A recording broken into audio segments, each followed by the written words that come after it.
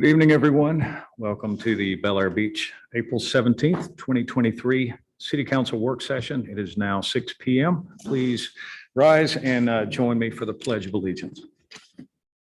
Pledge allegiance to the flag of the United States of America and to the republic for which it stands, one nation, under God, indivisible, with liberty and justice for all. Betty, would you please call the roll? Councilmember Frank Bankert, Present. Councilmember Belinda Livingstone, Present. Councilmember Leslie Notaro, Present. Councilmember Lloyd Roberts. Here. Councilmember Mike Zabel, Here. Vice Mayor Jody Shirley, Here. Mayor Dave Gaddis. Here. City Manager Kyle Reefler, Here. and City Attorney Randy Mora. Present. Thank you, Patty. All right, we'll just move right on into item one. Well, I tell you what, before we do, we're going to try to take a hard break at 7:30, and this meeting will go no longer than 9 p.m. All right, item one, discussion of draft ordinance for City Code sections 38 through 80 or 3887, picnic or public gathering permit. This was placed on the agenda by City Attorney Mora, and I believe he emailed us some supplemental content.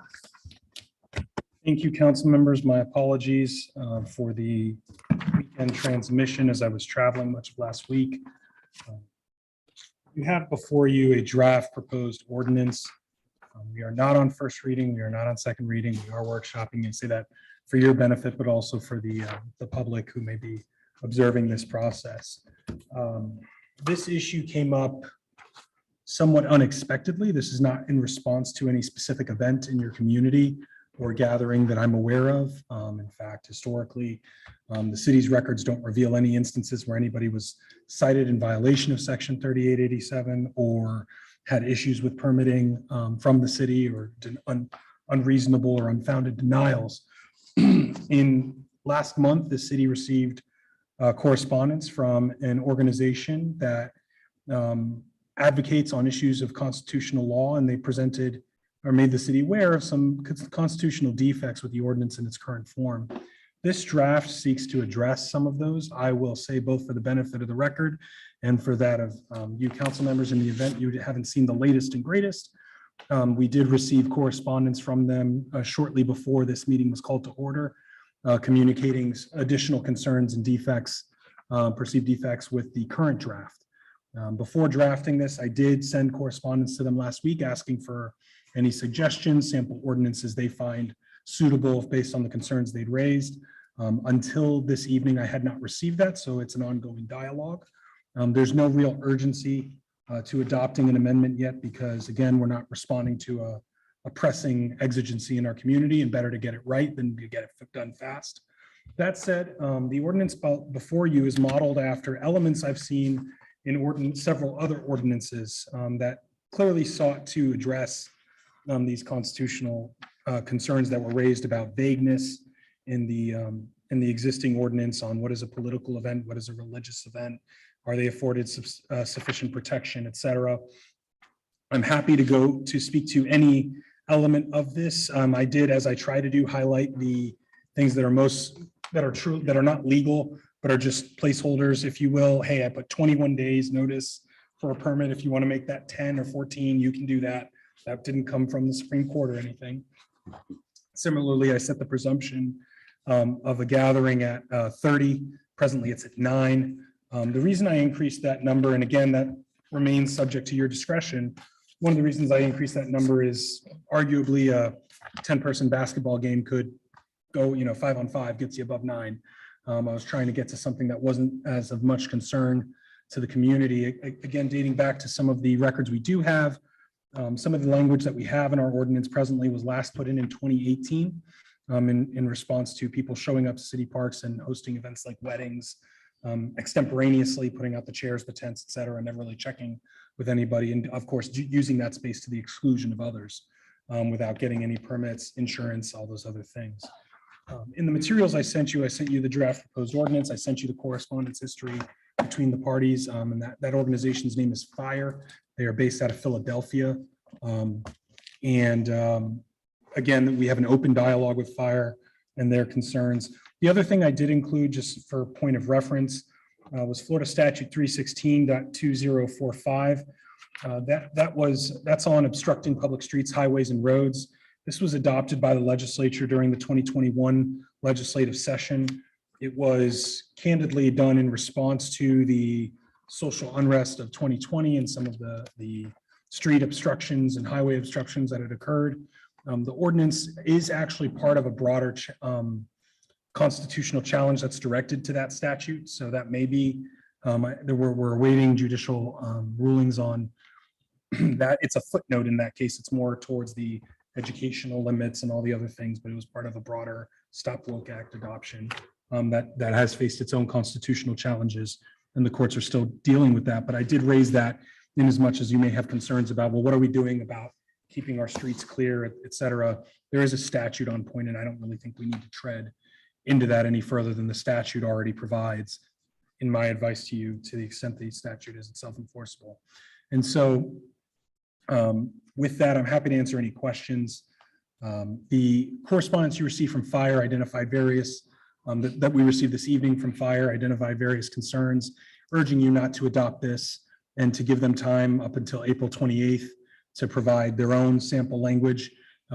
Again, because we're not in a position of exigency here. Personally, I see no issue with saying, great, get us your comments sooner the better so that we can make them part of any main materials, depending on whether this body desires to workshop this further or have it on first reading, subject to whatever feedback you give me tonight or they give me at that point if we find it useful. So with that, I'm happy to answer any questions, comments, concerns about the substance and form of this ordinance. Randy, Yes, ma'am. did you say that section 316 is under review now? It is there. So there's a series of constitutional challenges that were directed to the statutory adoption. I forget the House bill and Senate bill number, but that enactment in 2021. There's like a footnote in there of, in addition to all our other concerns, Yeah. hey, this is a little overbroad or vague or, as written, but there's been no ruling on that. It's not the primary argument in the litigation, but there is a legal argument directed to it. At some court at some Yeah, point. yeah, it is. Thank you. There may be some judicial resolution of that. Mr. Moore, since you sent them a draft copy of what we Yes, sir. considered good enough, are they, do they understand the variables? Are they highlighted the copy that they received so that they know that we may want to change the numbers and we don't? They know I didn't specifically tell them the highlighted text is variables.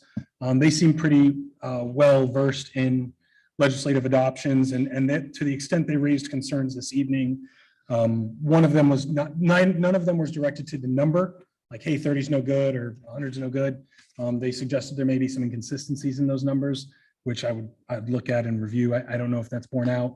But regardless, they're aware this is in working form. I sent it to them. You received this transmission Saturday afternoon, and within 20 minutes, I'd forwarded it to them as well to keep that, because they are the primary shareholder advocating on this position. I wish to keep that communication line open. One more question. What do you think that what's the overlying motivation of wanting to do this for us? Because at first it appeared that they wanted to do this to us, and now it's more they want to help us. So what's the end game of this? I can't speak to motivations and perceptions. What I can say is I think that when you are in public activism, and this is a form of public activism, and while that term has become loaded in the last 4 years, that is at its core what this is supposed to be. This activism, you're accustomed to dealing in a confrontational approach, right? You are speaking truth to power or telling power, hey, you may have done this wrong. And ordinarily, power doesn't respond well, if you will, to that. And so the paradigm is usually one of confrontation.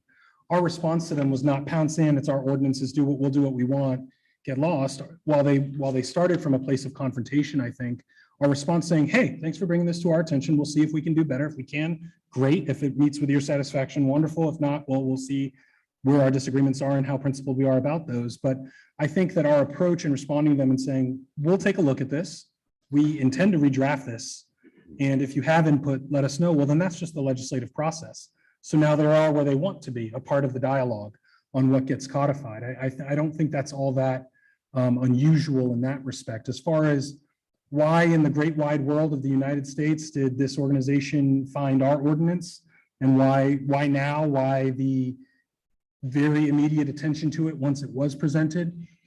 I don't know. I'm not in their boardrooms. I'm not in their listservs or anything to speak to what their priorities are. I can tell you in the last year or so, and they're very clear about this, the organization pivoted from one that used to be focused on campuses to one that's focused, and this is a pretty low-lying fruit as far as the ordinance reads in its current form, to say, hey, I think there's some problems here. My draft was again modeled after various ordinances and where I saw the, you talk mean, median, mode, the mode what are the most frequent kinds of language we find, and trying to incorporate those. As was noted in a hearing last week on another legislative adoption in another community, where an attorney came to the microphone, he said, it's very, very easy. It's very, very difficult to draft an ordinance. It's very easy to challenge one. As I look at this one, I could find dozens of things to challenge, whether or not those are, where we're focused is something else. And so that's all I can speak to that. Okay, counsel, Mike. say- Yeah, because that's really my first question, why target at us? But I really think we've been targeted by somebody or somebody else, because we're an exceptionally small city. And for them to go after a small city with no financial recourses seems like a hit job. Second of all, I think you got my statement about over 30. We regularly go over 30 when we're doing sandbags outside. That's not a scheduled event. That just, Yeah, you did send me correspondence in response to the circulation stating we should make an additional exception for sandbag distribution. In its current form, the ordinance provides that no permit or anything is necessary for city-sponsored events. That would be a city-sponsored event. There's also an exception for assemblies where people are lawfully directed to assemble, and we are directing them, come here and get your sandbags. So I think in its current form, that would be sufficient. Okay. But, again, depending on how this, if at all this gets revised and how it gets revised, I would keep my eye on that issue. Thank you. okay, final point is I'd like you to contact the Florida League of Cities and find out, has anybody else got that letter? That'll tell me a lot, that they aren't just, we're trying to help you, but Bel Air Beach, somebody turned you in, somebody's gunning for you. We're the only person or city in Florida that is being basically attacked. So can we find out if anybody, if anybody else is working for happy to joint effort? I'm happy to inquire. The League of Cities may Yeah. not necessarily be subject to the public records laws in the same ways, but they could tell us if their members are getting similar inquiries. Actually, my recommendation, just to avoid wasting our I agree. precious attorney money. Yeah. You have the contacts. Just reach out to anyone there and ask the question. At the end of the day, our ordinance was bad, and it just had never been called out. And anyone else? Well, I know the organization. I don't know Aaron. I did speak to Aaron on the phone today. I think this resonated from when we tried to force a permit on the Jehovah Witnesses. It read something spurred up the chain of command. But I have an easy solution here, and I think he was 100% in agreement with it, because me and him were going over the ordinance that you submitted, and I said, man, there are so many challenges here. It's crazy. Just eliminate it. Eliminate that little 38, whatever it is, done and over with. I mean, what does it serve us to have 38-87 picnic or public gathering permit? Have we ever issued a permit? Have we ever been asked for a permit? We don't need it. To put 9 pages in the Muni code, how much is that going to cost us? You know? I believe we do issue permits. We do for a pavilion at Morgan Park. For Morgan Park. Yes. How about here? A birthday party, Right. retirement party? Any of the parks. Any parts. It's But the that way is- that you prevent chaos whenever two groups don't Be able plan. to have a reservation. Yeah. Right, but that's renting the hall, right? No, not the hall, the pavilion. Right, we're Yeah. we're exchanging funds, is what I'm saying, correct? Or. Yes, if it's a non-resident, there's a fee. If it's a resident, then the requirement of insurance. Right. Yeah. Yeah, so This doesn't address any of that, like the requirements of fees or anything like that. So eliminate 3887 and this whole thing goes away. If that's the will of the council, I'm happy to do so. Again, my direction was give me another draft and, you know, while I appreciate the concern about the length of the ordinance, as I looked at samples, there was a handful of samples that were a page or two that were much more succinct, but then they had more robust other sections that dealt with elements of this. Many communities, I would say, have some form of special event permitting process in place. When you think of going to a county and wanting to reserve the pavilion at, you know, John Chestnut Park in North County, if you want to reserve Pavilion 5, you don't want to show up and find out there's a 5K that's decided to use it that day. That's usually what this regime is for. And again, you folks are better versed in how your resources are used and what's necessary. I defer to you. I'm not taking some hard line stance on this. We can add to, subtract from, whatever you wish. That's why it's a work session. I welcome your input. And thank you, Mr. Bankert, for that point. Yeah, but I'm saying, but that's not what this ordinance 3867 says, or 87 says, okay? Yes, okay, you can have a picnic. This is for, I want to have a gathering out front, I need a permit. That's illegal, okay? It's are you against your First Amendment, all right? I If I wanna disagree come- with time, place, manner restrictions are lawful. but you can go. Well, I'll tell you one thing. For a guy that's done this over 100 times on picket lines, I don't think it is illegal. If I want to put a picket line out front, I could put a picket line out front. for Understood. certain things. You can lock me up. I don't think I'm gonna. I don't lock anybody No, I'm up. just saying, I mean, you have the sheriff lock me up, I'm sure I'm gonna get out, but what I'm saying is, this is unnecessary language, and it's just costing us time and money. Understood. It wasn't, I think, it was brought up at the last meeting, it was adapted in something like 2018. The language is, a form of the language has been in there since 1981. Subsection B that addressed the subsection B in the current form that added the no permits shall be granted for the conduct of any commercial, political, or organized event. That language appeared in 2018, but the a version of sub A has been in your code for more than 30 years, almost 40, I believe. Actually, section B is a catch 22. Section B is the most problematic part of it. Yeah. Unquestionably. Because we're not gonna grant a permit. So if you're not gonna grant a permit, you're gonna have the event. Well, and I want to be very clear for the record. I didn't write it. My firm didn't work here at the time. I can't speak to that. My task was give me an alternative. But as, We gather some information maybe to address your concerns, like how many permits have we issued or had requests for, and just so we can look at it and see if it's even an issue. Just off the top of my head, it's usually 1, 2 max a year, and it's only Morgan Park that Morgan we've Park. done permits for. and is that for like a wedding? It's been for a wedding or a photographs or just a resident gathering that they wanted to ensure that the Right. pavilion was available. How many have been denied? None. None, okay. What I'm reading in the second whereas statement is the city has a legitimate ability and duty to regulate the safe and responsible administration of its limited recreational resources and facilities for the protection of public health, safety, and welfare of its residents and visitors. I don't see why there's such an urgency to eliminate it. It may not be something that we use often, but what if it becomes that way? And what if suddenly it is uncontrollable because we no longer have an ordinance to control, to keep order in chaos?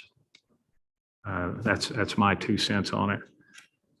Any other council members like to comment? Yes, Ms. Livingstone. I don't think that it matters why they brought this to our attention. I think that it matters that we resolve it because it is unconstitutional. And I agree with Mr. Mora that we wait, see what his thought process is, and we construct it based on that and let Attorney Mora do his due diligence in doing some further research on our behalf. I agree with you 100%. I also think that that really having both legal teams, Mr. Mora being his own team, working through this together is saving both organizations plenty of money. And the quicker that we can satisfy their requirements, the quicker we can put this to bed. And I think that both organizations, us and them, will be happy with the outcome, and this will quietly go away. So perhaps ask the other legal team for their input on, or maybe suggestions, redlined on what Attorney Moore has done. So then at that point, they can coordinate and go, okay, let's just go through this and see where we meet. I believe that's what They did Mr. Moore provide that. stated they were They doing. did provide that this evening. Okay. That email, I'm sorry, I'm just trying to switch to my Outlook. That email came through at about 5:17 PM on my server. So I reviewed it while I was, sitting in the car right before I walked in. They identified at least 6 different issues, at least, and they say it's not an exhaustive list of the constitutional issues with proposed ordinances language. FIRE, and again, that's their acronym, urges the city not to enact the proposed amended ordinance in its current form. They'd be pleased to submit no later than April 28th for mine and the council's consideration, a proposed ordinance that seeks to address the city's concerns while protecting the exercise of First Amendment rights in the city's parks and other public areas. So that is their present position. They are willing to participate in a collaborative dialogue, and I don't wish to represent anything to the contrary. All right, so my recommendation on this would be to let's go ahead and go through the few variables. And let's just see if we can agree on that. And then if that passes the test, then Mr. Moore can pass that information on along to FIRE, and let's see what they come back with. Does everyone agree with that? Feel good about that? All right, so let's head over to page number 2 of the draft. The 100 or more people. Mr. Morey, would you like to explain that? As it's written, and again, this language, I found this language in another, the actual, and I understand how there's some concern or concerning confusion here. It says that it is presumed, so it establishes a rebuttable presumption, but it's presumed any event on private property which involves an open invitation of the public to attend, or events where the attendance is by private invitation of 100 or more people are presumed to be an event with a significant impact on public resources, basically are presumed to be events that need a permit. So if you're sending out invitations and you're inviting 150 people, we're not going to wait to see if 20 people showed up or 40 people showed up. It's presumed by your invite list that you are going to be having an event that requires permitting. That's that language. And I wish to cross-reference that with the language on page 4 at the top that says that groups of 30 fewer people in a city park are not considered, basically the threshold is 31 people for getting a permit. If you plan to have 31 people, you need to get a permit unless, so if you're less than 30 or 30 or less, I should say, sorry, if you're 30 or less, you don't need a permit unless you're doing things for sale or trade, you're setting up a booth, you're selling things. The gathering has a significant impact on the ordinary use of the city park. And the gathering requires or makes use of the construction, erection, or maintenance of any building, structure, equipment, or scaffolding. At that point, okay, you're not just, hey, we're all getting together for a picnic, we're putting up booths and tables and a stand and the likes. That's what the comparison between that 130 languages, because I did get a question about that. So that's a consistency issue on page 2 of their letter coming back to right at the top third about internal consistencies.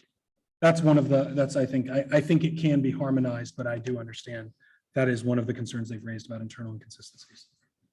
And it's probably just because they didn't understand It's possible. I mean, I'm intended not outcome. suggesting that this is immaculate drafting. This is a working draft in discussion and definitely could benefit from more careful review on my part and any input you folks have. I'm not suggesting that this is infallible. I'm willing to look at their comments. I haven't had time to digest them in review of the draft. Well, I don't think anyone's had time to address it, but it's kind of tough to read this and compare it to the draft on the fly. So I don't even know if it's worth spending our time on at this work session. Well, there were, I think that was really the conflict and really, I would say that we just need to agree or disagree that the 100 or more people for a party. Is that what we're looking for? What I would say, Mayor, is, Ms. Shirley, your points are well taken, that I'm not asking you to harmonize their comments in this draft.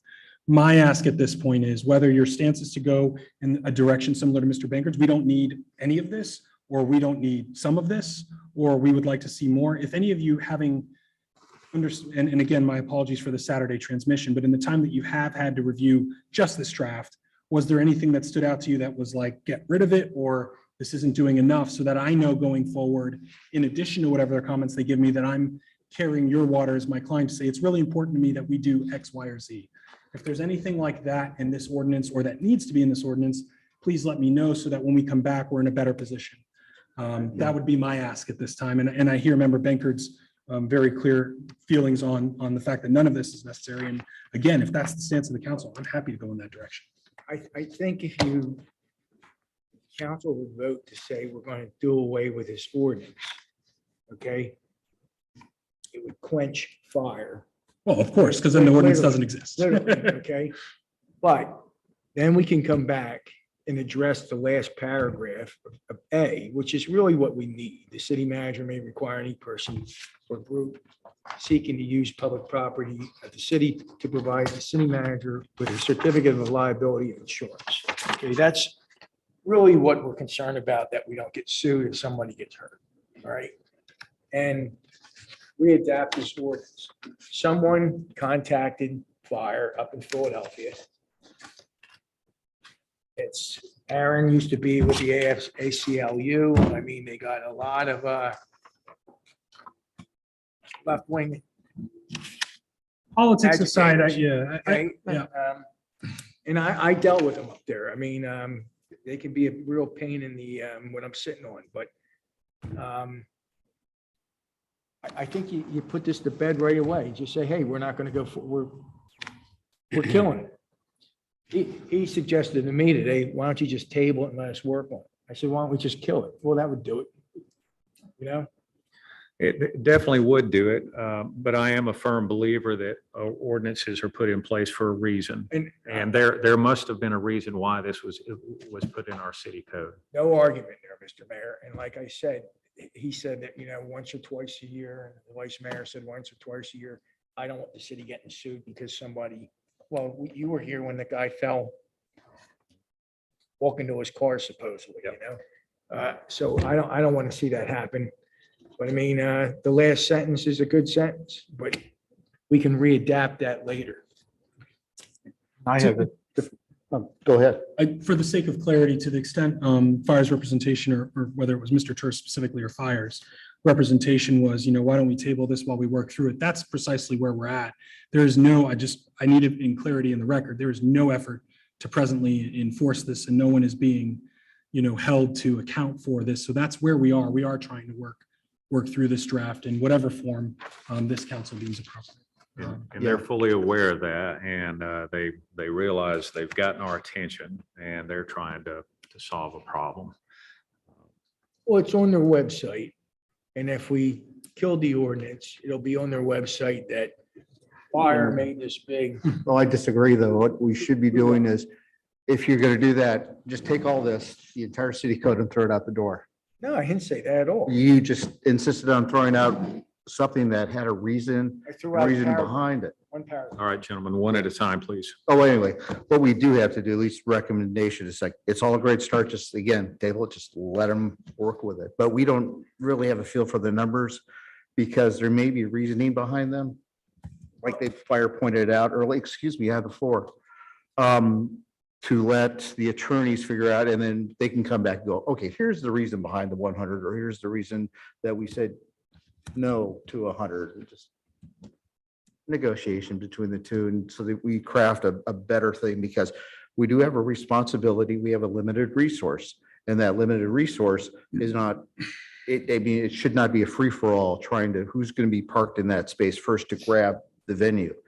There should be a way to reserve ahead of time, so on the 15th, I could get my daughter married and not show up and have a 10-year-old birthday party there. Thank you, Mr. Zabel. I think your point's made. Now, Mr. Bankard, you're welcome to rebut. Well, my rebuttal is, again, put this thing to bed. Okay, as Mr. Zabel said, we have a limited resource of funds. Okay, rather than not trying to take money out of your pocket, Mr. Moore, but This is all retainer work. No money's taken out. whatever, you have better things to do than this, in my opinion. And bring this up on another day. Let it die and resurrect it in another fashion. Other comments from the council? No, I meant, just quickly, I meant not a limited resource of money, but a limited resource of parks that are available. I understand. Any other comments? Comments on this particular issue that's going back On and this forth? particular issue, what I'm about to do is I'm going to ask for Okay. a consensus on do we do we move in the direction that Mr. Bankard would like for us to move into, or would the council prefer to continue going down the road we're going right now with Mr. Mora and fire working together? So let's just start with Vice Mayor Shirley. If we are just discussing permits for our parks, which we have one park that is really, I guess we have two parks that could be an issue. I think it's important that we keep an ordinance on the books that it requires a permit for special gatherings. I don't know that it needs to be this complicated, so I'm indifferent. I'm kind of, I don't know. I don't know how to answer that, Dave, quite honestly, On the fence. on the fence. Ms. Livingstone. I'm in agreement with allowing Attorney Mora to move forward. I believe that a process does need to be in place, no matter how simple or complicated, something needs to be put in place, and let's wait and see what fire has to say. Councilmember Roberts. Yes, I think we should keep the ordinance, and I'm confident that once we go through this process with our legal counsel and fire's legal counsel, that this thing probably will get minimized somewhat to where it's more clear and more directed to the things that we need. But I do feel comfortable that we need an ordinance in place. Mr. Bankard. Well, right now, it's been stated that this ordinance is in abeyance, so we don't have an ordinance to enforce right now. So It's still it's still an ordinance that we can enforce. We're just not enforcing it. am I not correct that we're not enforcing it though? Correct. We're not enforcing it. I'm just saying that doesn't take it off our books. Right, but it's in abeyance then. Sir, yes, sir. Yeah, okay. So what I'm saying is you cater to these organizations, someone else is going to come after you because you show weakness. So, hey, this was an unconstitutional thing. We're removing it. 3 months down the road, you rewrite it. Ms. Natero. I suggest that Attorney Mora go ahead with the people from the fire to work out a solution. I don't think we should abandon the ordinance at this point. Councilmember Zabel. I agree with Councilman Baker's last comment, but I recommend that we go forward with Attorney Moore and allow them to work together, coordinate this effort. I am sort of on the fence too, much like Council Member or Vice Mayor Shirley is. However, in response to Council Member Bankard's comments about it'll show us letting them push us around, we have to respond one way or the other. So that argument's already over. Right now, I think that the best decision for this city is to let them continue. And if we don't like the outcome, then we change our direction and we kill it. Is that fair enough? Mhm. Is everyone on the same page? All right. Mr. Mora, you have your instructions. Understood. Thank you very much. I do have a quick question. I know the numbers are fluid, but when I was reading permit application process where we highlighted 21 days. Yes, sir. And then on the grounds for denial, it talked about absent an approved waiver, the permit application is submitted less than 60 days prior to the event. Thank you for So that. those numbers would have to be the Yeah, same I number. had changed that 60 to 21 and failed to change that other. Okay. instance. So whatever the number is, it needs to be the same number. Yes, sir. Perfect. And the other thing about city staff not having enough, We only have two people. I understand. I was working in consistently with what your two people are presently I'm doing. just saying, so if someone's having a poker game, they're not gonna have enough staff members. Okay. Yeah. All right, moving right along to item number 2, which is discussion on strategic plan scorecard. This was placed on the agenda by City Manager Riefler. Mr. Riefler, you have the floor. Thank you, Mayor. Everyone, I believe, has a larger version. Yes. Everyone- Okay, great. Okay, that one's a little easier to read. Thank you. Yeah, so this, this goal came off of Appendix B of the city manager's contract, and just as a rehash, it says develop and integrate a City of Bel Air Beach dashboard or scorecard. To the purpose of the document would be to succinctly synthesize the metrics necessary to efficiently assess the progress or status of the city's strategic plans, goals, and their relationship to the city's budget, CIP, and code enforcement efforts.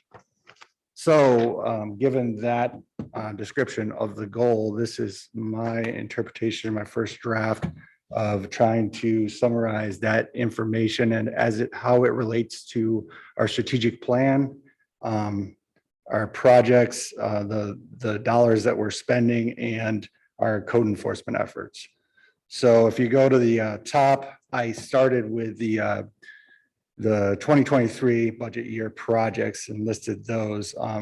The next column over shows an estimated completion. Some of them are completed so that we're not just keeping the current projects, we're keeping track of the ones that have gotten completed. So then I kind of broke it down by the year and quarter that we expect the completion. That may be something that changes depending on how the project moves along. It'll be updated. And then what I did is to sort of, I guess, quantify how these projects are hitting the 5 areas or 5 goals of the strategic plan. I use ones and zeros. So one obviously is if I felt that project hit that specific goal versus a 0 if it just did not address it at all. So then you can see as I mark through the projects, some ones and zeros, and with the total goals hit, that gives it sort of a weight of what it's hitting as far as the strategic plan is concerned. I also included the city's costs of the projects. Some of them were done by staff or a combination of staff and volunteers, so that didn't cost the city anything. I just wanted to make note of it so that we could track the amount of the dollars going into these projects and going into these goals essentially.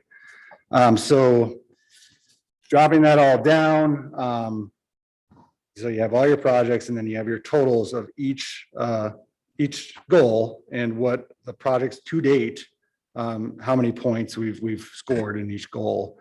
I took those numbers and also broke down the amount of dollars we put into each goal. Now, if you look at a goal like Gulf Boulevard undergrounding, it hits 3 of the goal, or sorry, a project is like Gulf Boulevard undergrounding, it hits 3 of the goals, which was the public safety and health, the tax dollar value, and the aesthetics. So then when you bring it over, it says city's cost $806,000. That is the amount of shortfall after our penny funding. So that's why that is not the millions that was put into that project. So from that current cost of coming out of our budget, I took that amount, and then because it hit 3 of the goals, the way I broke it down is I divided that amounts evenly across each goal. So when you go down to the bottom of each goal and you see the green where it shows the dollar amount spent, that was broken evenly among, depending on how many goals it hit and the dollars that were spent on that project, if that makes sense. And then you'll see something like the communication community, which I need to adjust some of these titles so they got cut off. You'll see that it totals of $100. It was probably under 100. I just rounded it up. But I was trying to express that there was some minimal costs for when we did the walking easement surveys. But it wasn't much. So obviously that's noted.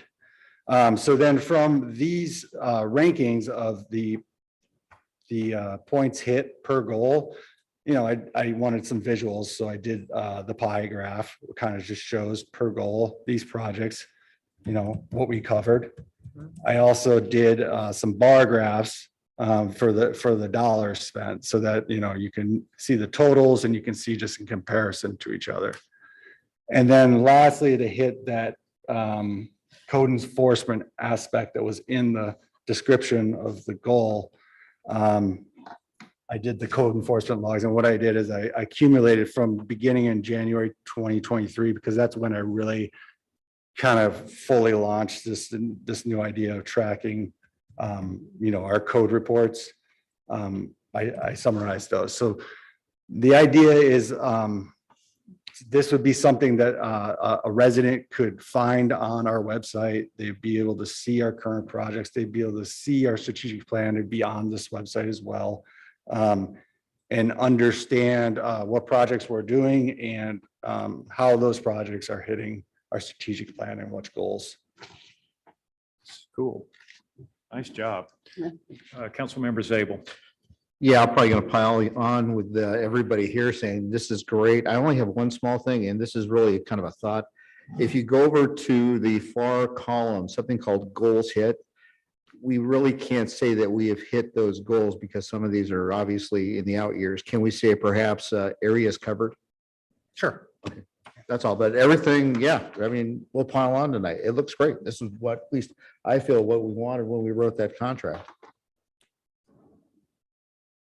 I find this interesting too, that our biggest code enforcement problem, I guess you'd say, is construction-related nuisances.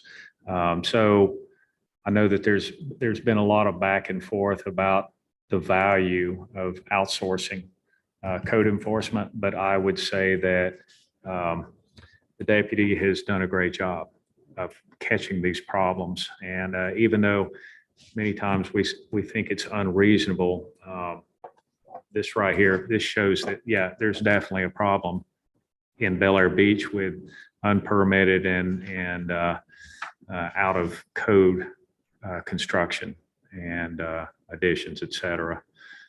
So and will we be getting this monthly now? So, yeah, I wanted to gather your ideas, possible changes or ways to present it differently. But what I wanted to do with your consent is to, yes, create a page. And I tried to design it in a way that it wasn't overly burdensome to keep up with. So yeah, my intention is to, keep it updated on a monthly basis along, when we prepare the reports for this council meetings. Other comments from the council? Yes, Mr. Roberts. The definition of tax dollar value. So what would that be? Just help me understand that. The column of tax dollar value. Yes, that goes back to Be the difference. being between- fiscally responsible in our strategic plan. I don't have the actual wording for that Right. goal. For But example, if we look yeah. at the 1213th Street Stormwater Project in Bay Drive, that got a 0. It did not get a 1. So what was the thought process on that? if I compare it to, Is it based on like what was budgeted and what it actually cost? let's see, so I took projects, I kind of weighted out on where the cost of the project, and if, like say I gave undergrounding because it was using, infrastructure funds. The accelerated 5-year stormwater project was because it was the idea of that project coming together to lower the costs over. Right. Some of the stuff like that we did in-house, I said tax dollar value, like some of the things that we did with the volunteers. As far as like just a straightforward, So the 1213. like just say purchasing the playground, I didn't see any tax dollar values in that. The city hall generator, That, I mean, and that's something that, you know, maybe we could refine more how it's scored. But I, you know, Not a term from the strategic plan, Yes. though. I think it is. So I think we probably need to look at the strategic plan when we're looking at this to Sure. see some of the definitions of these terms. I think you pulled it from. the It's kind of your strategic- cheat sheet. Yeah, yeah. but the interpretation of that is, it's basically being, getting the best bang for our buck. So that was my scoring. Yeah, so And it's we kind of could- subjective what I get, so Yeah. that's fine. I was just curious on the 12th and 13th Street stormwater project. So that was a miss under tax dollar value. I was just curious how you came to that conclusion that that was a miss. Does Right. that make sense? Right. I mean, was it because that it exceeded the budget, the budgeted dollars, or did it have anything to do with that at all? In my mind, yeah, you know, it did come out rather high, but I'm not saying that there's exact criteria that I was Okay. basing that on or And not. it's not a value, it's just, it applies or it doesn't, correct? That's the 1 or the 0. It just. Yeah, applies it's just, or it and that's doesn't. just Right, it's a my hit or scoring, miss. so. Right, it's a hit or miss. So if the staff's doing it, it's covered in our overhead expenses that we have budgeted. If we're getting Penny for Pinellas on this Gulf Boulevard undergrounding, it's saving us a lot of funds because Penny for Pinellas is paying for it. So that's your interpretation. That is was, that- yes. Is that it's not costing the city the entire amount to get the project complete. We've got some savings. Yes, and I guess I would apply that if we had a project that we were able to obtain a grant funding from, then it would be like, okay, we're getting a little bit more. That gets a one. And so Some means. the goals hit, that doesn't mean completed. That means that this falls into these buckets, these goals of the strategic This, plan. this out of 5, this is Right. how many it covered. Okay. And as you can see, the only one, I just thought that code enforcement project, it really kind of involves everything. And I think that's why, you know, back to the description of the city manager goal, that was a key Right. section. I like this. Mhm, it's good. Are you planning on putting this on the website, you said? Yes. Okay, great. Excellent. Any other questions or comments on this? Suggestions or? One minor little comment. We got short-term rentals there and short-term rentals there. Okay. Do we care? No, we do. We do. That's just something over time, you know, I played with this for hours, you know, like arranging it and everything. So I just, Vice Mayor Shirley, you look like you had. I just have one question and it is not related to this, but an item on here and the undergrounding. This is the entire Gulf Boulevard, our remaining share of it, right? We're not just north-south now. We're just talking about undergrounding the entire Gulf Boulevard. I just want to be clear on that because there's been, yeah, this is for this year. So this is talking about phase 1, phase 2 of the east side of Gulf Boulevard. So maybe I should make more. yeah, Put a little because more that's, yeah, description. the interpretation is Just add phase 1 or north or south or whatever. phase 1 is everything south of the lake, correct? Correct. South of Causeway and phase 2 is north of the Okay. marina. And when will we start looking at those goals out beyond phase 1? Because that's still kind of an open-ended. I'm sorry, I Is didn't hear that that. going to be, when are those goals or, we're already into 23, well into 23. When will we start setting goals beyond 25? I mean, I guess if I can think of projects, we have. I guess when are we going to review the strategic plan would be a Oh, better okay. question, Reviewing right? this. Can we get that on the next work session? Can we start tackling that? Because you're going to need to know Yeah, that's what's true. coming down the pike to have plans for that. I agree. Mhm.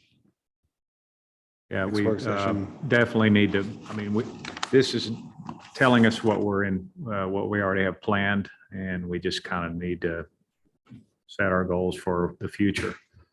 A lot of them we already have. It's just they're not in progress. And I think also the bond we're doing is going to drastically change this. So we'll have new goals. So the Questions or comments? next work session, we'll have that. Okay. Okay, All right, great. This is good. content. Last chance before we move on to item number 3. Item 3, discussion on Triton diesel generator for the community center. This was placed on the agenda by City Manager Riefler. Okay, thank you, Mayor. So yes, I sent these estimates and specs out, it was a couple of weeks ago, and said that we would discuss it in this work session. It includes 2 options. The first option is the original one that we were budgeting for the natural gas on a elevated generator stand in the back of the building to connect to our existing transfer switch. And then the second option is what we kind of moved towards down the road was the mobile option, which was a diesel. And I had it as used, but it is not used. I kind of lost that over the course of all the estimates, but it is a new generator.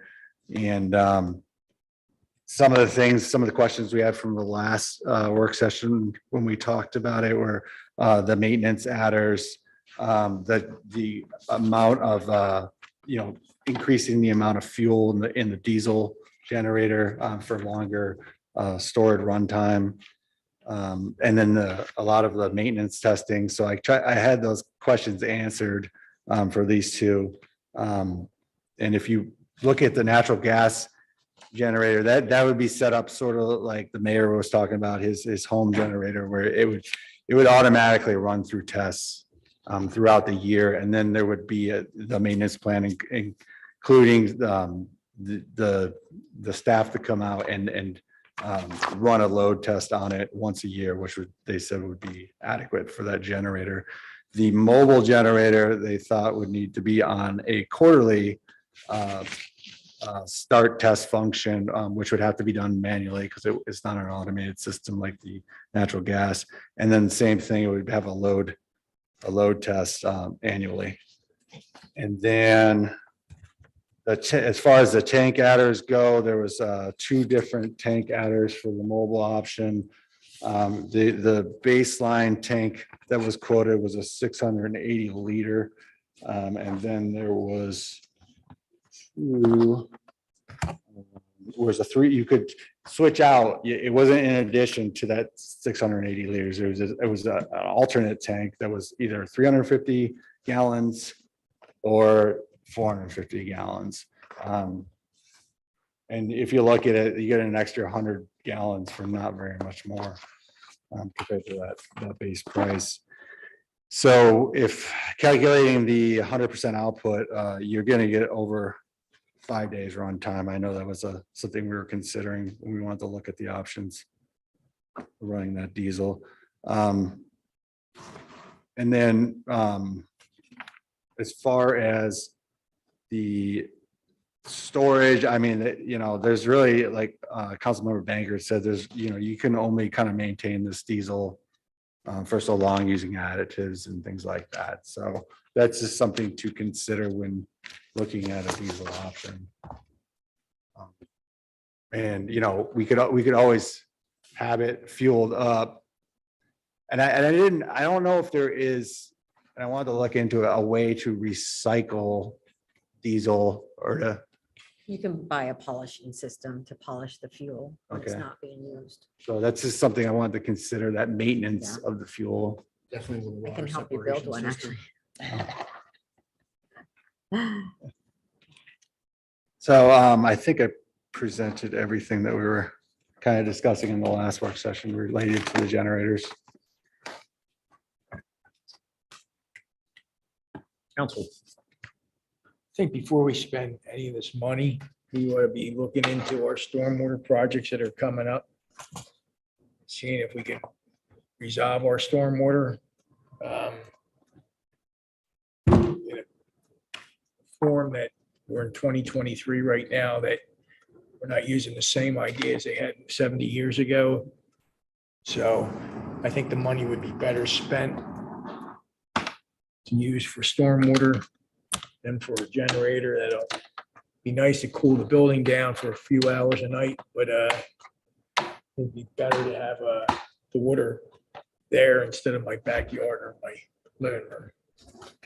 Thank you, Mr. Banker. Other comments?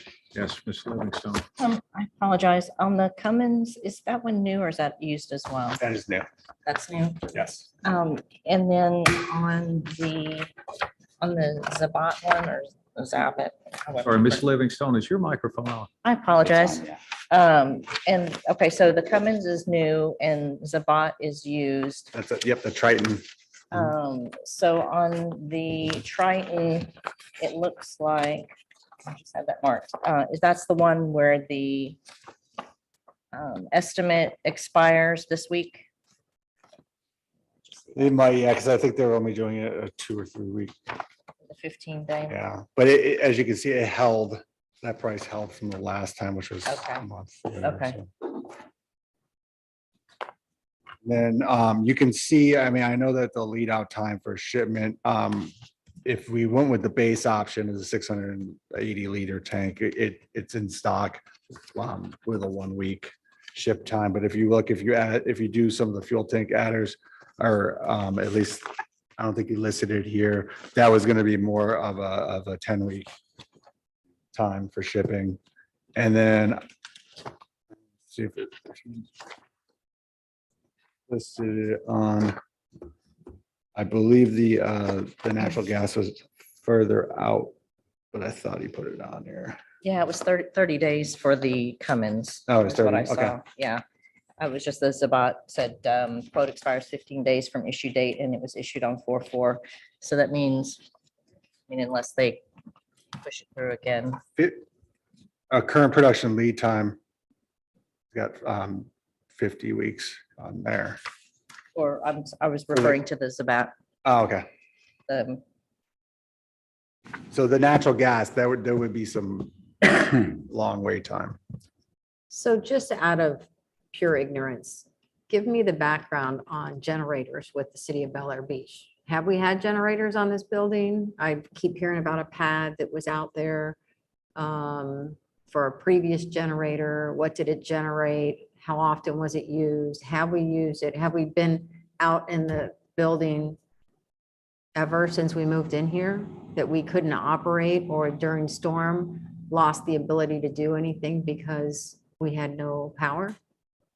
I know that's a lot of questions. No, to my knowledge, I mean, historically, the biggest storm this building has faced was Irma, and it happened to knock out most of the city, and this building locked out, being on a different grid, I guess, and it actually kept its power. As far as the history of a generator, I think that they had a generator before the building was built, and they installed the transfer switch to be compatible with that generator. It was a diesel, and it didn't have its own pad, but it was mobile. And over time, I don't know how it was determined, if it's in the minutes anywhere, but it was given to the Pinellas Suncoast Fire Rescue. So I guess. Generator the was? Generator Okay. was, yes. And I think that one was not maintained. Is that right? I think that was part of it. I don't think, And also, I Got believe to a it wasn't it used to begin with? I don't know. I'd have to look. Okay. I'd say yes, but Yeah, this conversation actually began in the last council, if you Right. recall. And it was, there was a little controversy behind it. And it was kind of a 50-50, I think. I think ultimately, in the last council, it went ahead, we wanted to move forward with it, but we never made any progress on actually getting something done. And then whenever we came in on this council, we decided to continue the conversation. And the goal was for public safety and for relief. Because even though this building had power that, during Irma, there's always a possibility that we would have something bigger and there would be no power at all. So it was to keep the city hall open and also to provide not shelter, but temporary relief and supplies cold water, batteries, whatever. Yes, Mr. Banker. Is this grid line not connected towards the causeway and Goff Boulevard? Because it's a priority. You know what I'm I don't know saying? the answer Because to that. they're gonna energize priority before they energize neighborhoods. So what I'm saying is, for a building like this to be down for a long length of time, it would be a real catastrophe where the windows would probably be blown out of here and everything. The generator would be useless anyway, but if it was like Irma, which was a bad storm, we still didn't lose power. So are we just investing in something that we really may not need? I haven't had to use mine yet. Thank you, Lord. Mr. Roberts. Yeah, what is this building rated for? Do we know, like category 5, category 4? Buildings are typically rated, to be able to. I believe it through. was a cat 4, I would say, but I'd have to, let me look into that. I know that the base, it was built to 12 feet elevation, Right. which just the was building above the itself BFE. Is with based some on freeway. wind speed. Right. So category 5, category 4, category 3, that is going to survive.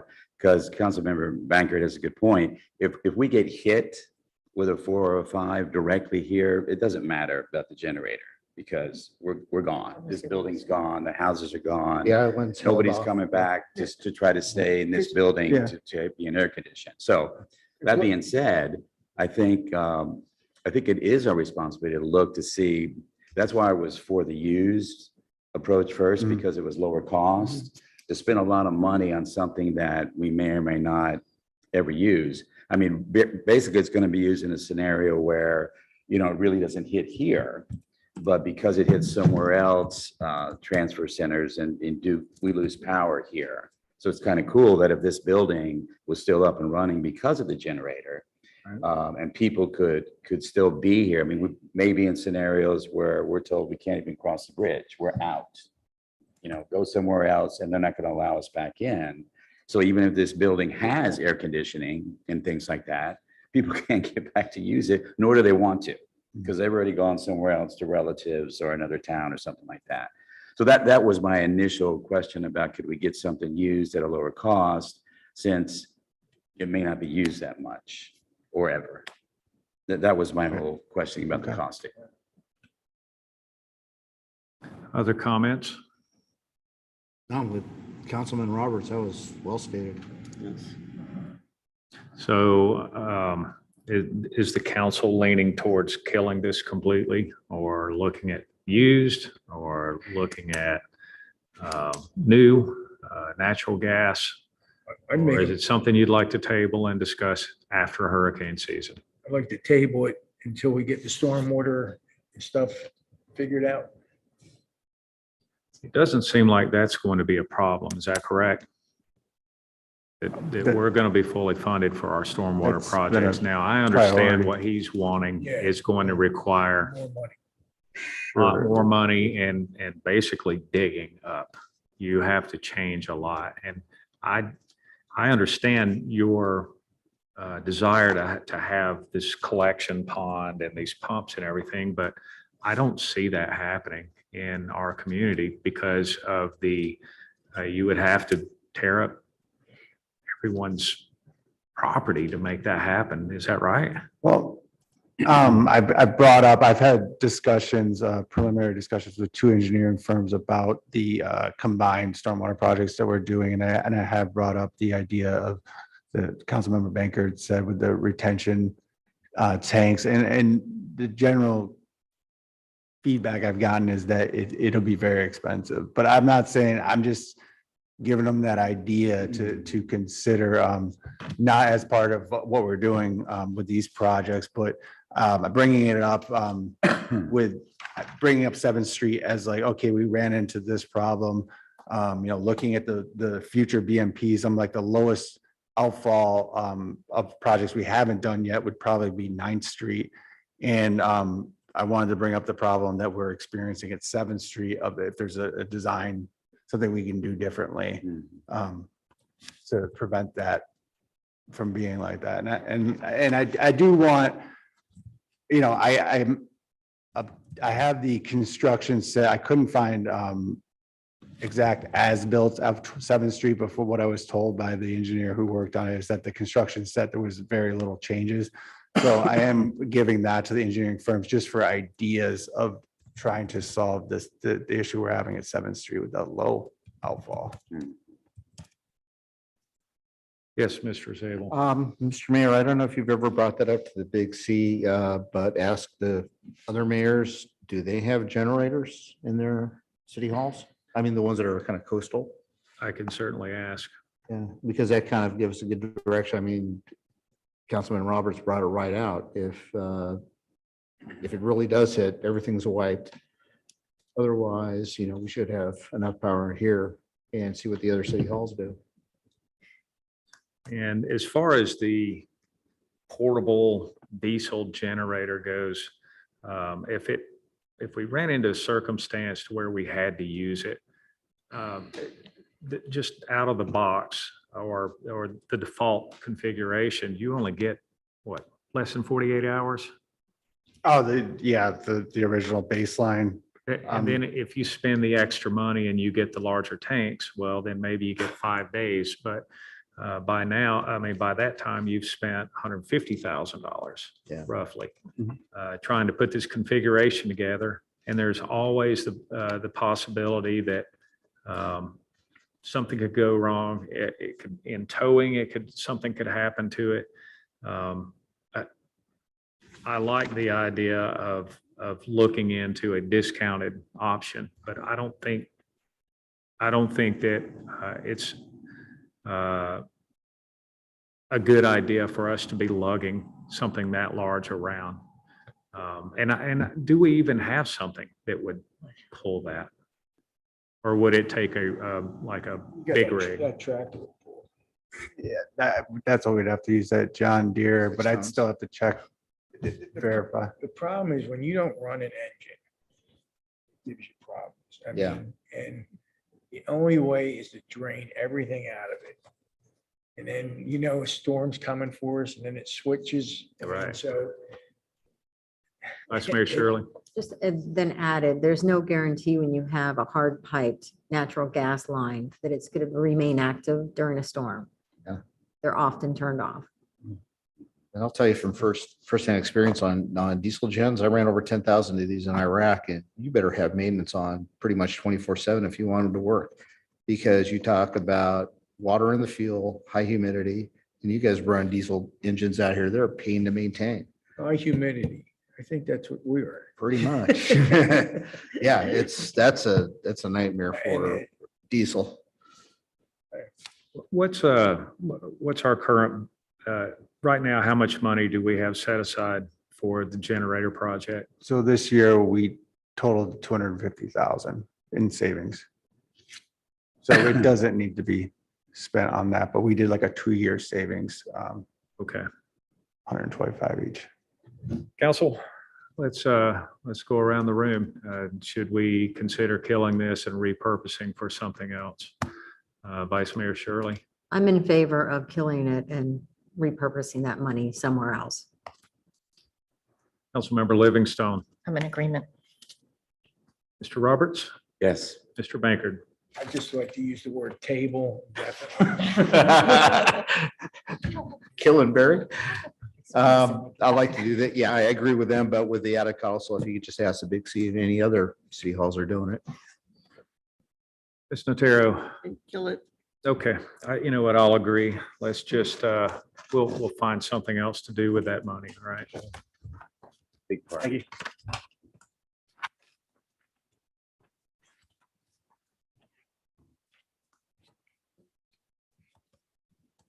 Okay, now we're up to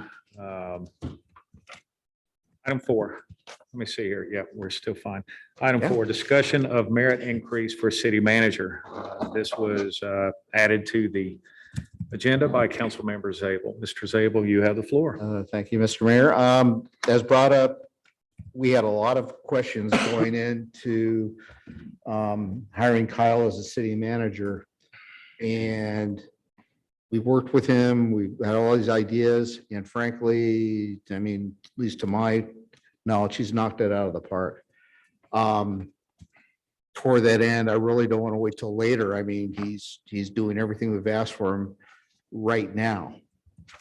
That's why I proposed that it's time to get that merit increase now, not wait for a 2-year period. Council? Mr. Bankert? I mentioned that at the last meeting that he deserves a raise. I didn't like the 2-year freeze when we promoted him. I think you're doing an excellent job. Not one complaint. I mean, you always have an answer. And what I like it, when you don't have an answer, you'll say you'll get one. Mr. Bankert, I'm going to have to correct you. There have been plenty of complaints from citizens.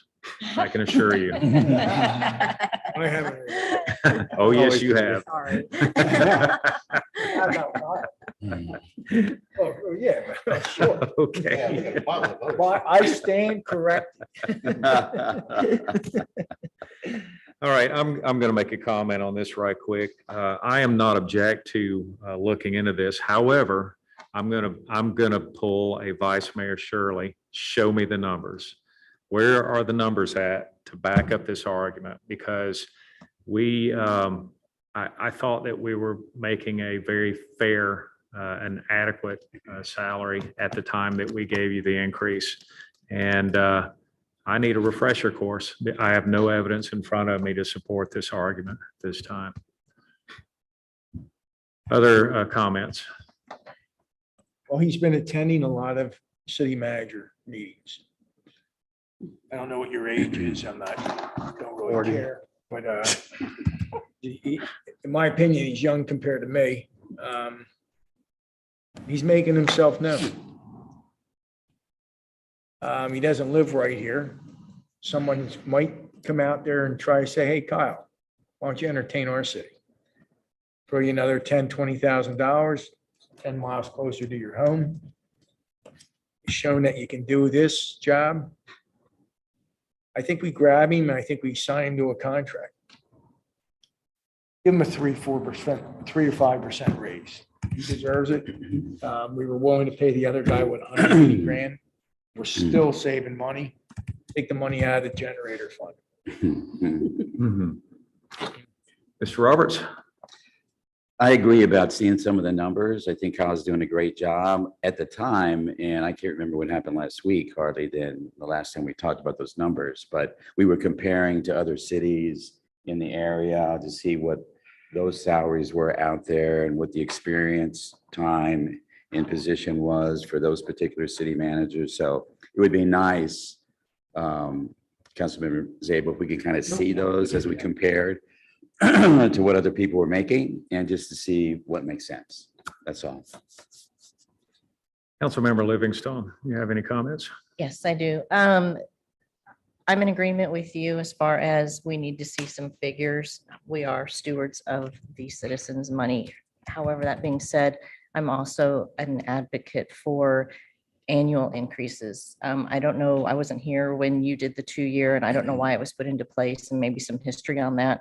But I'm a big advocate of annual, and he'll reach his annual, is it November? So that'll give us plenty of time to review the data, if that's the way we decide to go. Thank you. Vice Mayor Shirley. Yeah, if you recall, well, first off, I wasn't in favor of paying the other guy more money, so I'll just start with that. Wasn't in favor of the other guy. When we made the decision to bring Kyle on, it was a great decision. Kyle's you're doing a wonderful job. We did have some areas where he had the lack of experience or education that many wanted. Doesn't mean a thing to me. So my olive branch was, hey, let's take that first couple of years and work through some of these certificate programs. And I believe that's what he's doing. And so he's carrying his end of the bargain, and I'm prepared to carry my end of the bargain. And that is, you keep doing what you're doing, get through these certificate programs, and then we'll evaluate. And that was kind of the thought process when he was brought on. So, so my feeling is, yes, I'll look at anything, but I am one to, when I make an agreement, I agree to it. And I hold to it. Thank To that you. end, and because member Livingstone wasn't a member, I do want to make clear that Mr. Reefler does have a contract, an employment contract. It is a 3-year contract term. Section 4 of the contract addresses salary, just because I don't know that this baseline has been articulated. For the first 2 years of the agreement, the city agrees to compensate Mr. Reefler in the annual amount of $115,000 for her services as city manager, paid on a biweekly basis, Beginning in the 3rd year of the contract term, manager is entitled to an increase in base salary as determined by the city council. The increase shall take effect on the anniversary date of the agreement, so in the 3rd year of the agreement. Same annual percentage as other city employees. The renewal will remain subject, however, to satisfactory performance evaluations, et cetera. As you talk about, and this is just a good contextualization moment, as you talk about his annual date is in November, and we can revisit it then. You're at presently beginning stages of doing your budget for fiscal year 23-24, and that would be something that it would be most prudent to provide for in whatever budget you adopt on first and second reading in September of this year. So if you're contemplating a change to the contract, that would mean an increase at any point before the 3rd year. That would be a good time to discuss that if that any point is coming up. But I did want to make sure everybody had that same context. Thank you, Mr. Mora. Councilmember Nataro, you have any comment? I agree with what Vice Mayor Shirley has said. The contract is as it was, and we should stick to it. I still think that, I mean, we'll still be doing a yearly review and we'll be able to kind of gauge his progress. And I say that we revisit it again at that time. Is that fair enough? Yes. Just a note, he's been doing this job since June of last year. He's been doing it for a year. I had to call the old city manager once. I don't think we have. I think, you're correct. I think whenever he left, he was done. He was, yeah, because we had that little contract in case anything I happened. think you had one phone call. That was about it. Maybe so. Yeah. Excellent job. All right. If there's no other comments on that particular topic, we're actually doing pretty good on time. Why don't we take a break?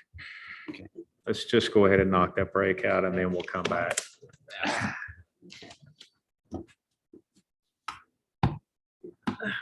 You gotta get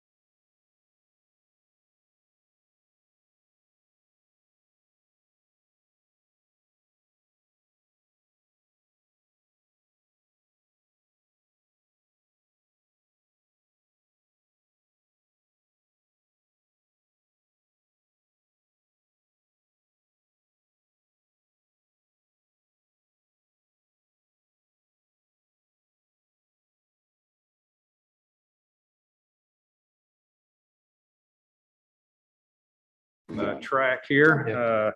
Patty, it's 7:23. And Mr. Mora is back. So, all right, so now we're on to item number 5, a discussion of sending letter from the city of Bel Air Beach to the hoteliers Very good. of Clearwater regarding traffic and congestion. This was placed on the agenda by Councilmember Zabel. Mr. Zabel. Well, I thought about this, and I think all of us at one time or another, looking at the traffic, and we're really the linchpin. You know, if we go down, so does Clearwater. Jokingly, I think I told somebody what we should do is put signs up saying, you know, dead end, you know, no throughput. But you can't go to another city council and expect them to act on our behalf, because frankly, everything there is paid by their hotel. So maybe another route is businesses are very receptive when one organization contacts them directly. For example, fire. I mean, hey, they contacted us nicely. Perhaps, and again, I'm just shooting at windmills on this one, is send them a letter on our letterhead, undersigned, directly to the general managers of each of these hotels. And this is just a draft shot, saying, come on down. You know, talk to us. We have a lot of concerns with how much traffic you're putting through our city. We're the main route other than Clearwater Bridge. I mean, you all know the problem. So it's a shotgun out there, you know. Yes, no, it's an attempt. So. Council. One thing I did was the last couple, when I first got on council, people were addressing this. Yeah. So last couple months, especially during spring break, from 10 o'clock in the morning to 2 o'clock in the afternoon, heavy traffic. And I'm talking, it's all the way backed up from the Chevron station, 8th Street on West Bay. So I took my scooter down. You know where 90% of the traffic goes? In the Sand Key Park. And if you go into Sand Key Park, it fills up all 4 parking spots from like Friday, Saturday, and Sunday. Now, go back down there around 6 o'clock at night, and a lot of people are going across the bridge into Clearwater for whatever, dinner. But that Sand Key Park is, I think, the biggest thorn in our side. And I don't know how you would eliminate that. And the parking there is, I swear, it said $5 till sunset. Which is ridiculous in my opinion, but I mean, that parking lot gets overly abundant, and they have weddings there. The beaches are packed, and it's just a constant filter making a left-hand turn from Goff Boulevard. So I was caught in the traffic Saturday. Not sure that's what day it was. And there was a huge backup. It started at Indian Rocks Beach, where everyone is, you've got right turns, left turns, and you've got straight in, and it's all filtering in. And the bridge was backed up all the way to the next traffic light, which is our traffic light. Funny thing is as soon as the light changed and I hopped in that traffic, we were going again. We were actually moving. It's not the same direction. And the reason why we're having more, I think the main reason why we're having so many backups is because of the timing of the traffic light and how, I always get turned around in here, but yeah, you're headed towards Indian Rocks Beach. The light changes, and that's where all the traffic's coming from. We have it coming from across the bridge, and you have it coming from here. It's actually holding the traffic light is holding everybody back. As soon as you get past the traffic light, it opens up. So all of this traffic problem is benefiting Sand Key and Clearwater Beach. And we're all getting smacked for, to make it better for north of Bel Air Beach. You said traffic going to Indian Rocks Beach. Are you talking about Indian Rocks Road? or Indian Rocks Beach? No, traffic's coming from Indian Rocks Beach. Okay, coming And I north. think probably what's happening is they're either, they're tourists that are staying in that area and they're going to the cool place. Or that's an alternate route also to avoid traffic coming in. They're coming over that Walsingham Bridge. I mean. Probably so. That's very backed up too. Yeah. Is there since you looked into, is there an association that like has all these hotels underneath, like a? like There a- are organizations like that. Off the top of my head, I don't remember. Yeah, there's hotel associations, but. Yeah, I'm just saying that for Clearwater because And I'm just thinking, being a nice neighbor, hey, we got an impact here. well, I've been here 9 years and I think they destroyed Clearwater, in my opinion. They used to have all these mom and pop hotels on there and now they tore them all down and now they just make them higher and higher and higher and higher. Right. They bring more and more people. But I think the Marriott just people, built it. I think the people that are going to the hotels aren't using our bridge. I think they're going in through 60. I think the people going in for the nightly entertainment are using our. I don't know because I see Saturday morning, they're all coming in. Everybody's coming in, and Sunday evening, everybody's leaving. So I believe they are staying the night. And I don't have a problem signing this and sending it on, but I have a feeling they're just going to tell us to pound sand. Well, at least we tried. Where do No, you- What are we Where do asking you, for? where do you send it? Where do you send it to get some? Well, Me- I think that the problem is that there's several problems. And please chime in. Yeah, this is just. I attend many meetings around the county and I speak to the mayors on the Big C and Suncoast and the Mayor's Council. And I think really the problem is that Pinellas County is hell-bent on bringing as many people into the county for tourism as they possibly can, because they make a crap ton of money off of it. And what happens is, even though we get a little bit of money, we don't really care. It's not enough for the inconvenience that we have. And one of the things that I've been trying to do is to get myself inserted to where we have more of a voice. So I'm trying to get on the Tourist Development Council. And with me being there, I can put more of an emphasis on giving us sand rather than bringing in more tourists. Because really, at the end of the day, it's the beaches that brought everybody here in the first place. And the Tourist Development Council, their main focus right now is baseball stadiums and sports complexes and the Dolly Museum.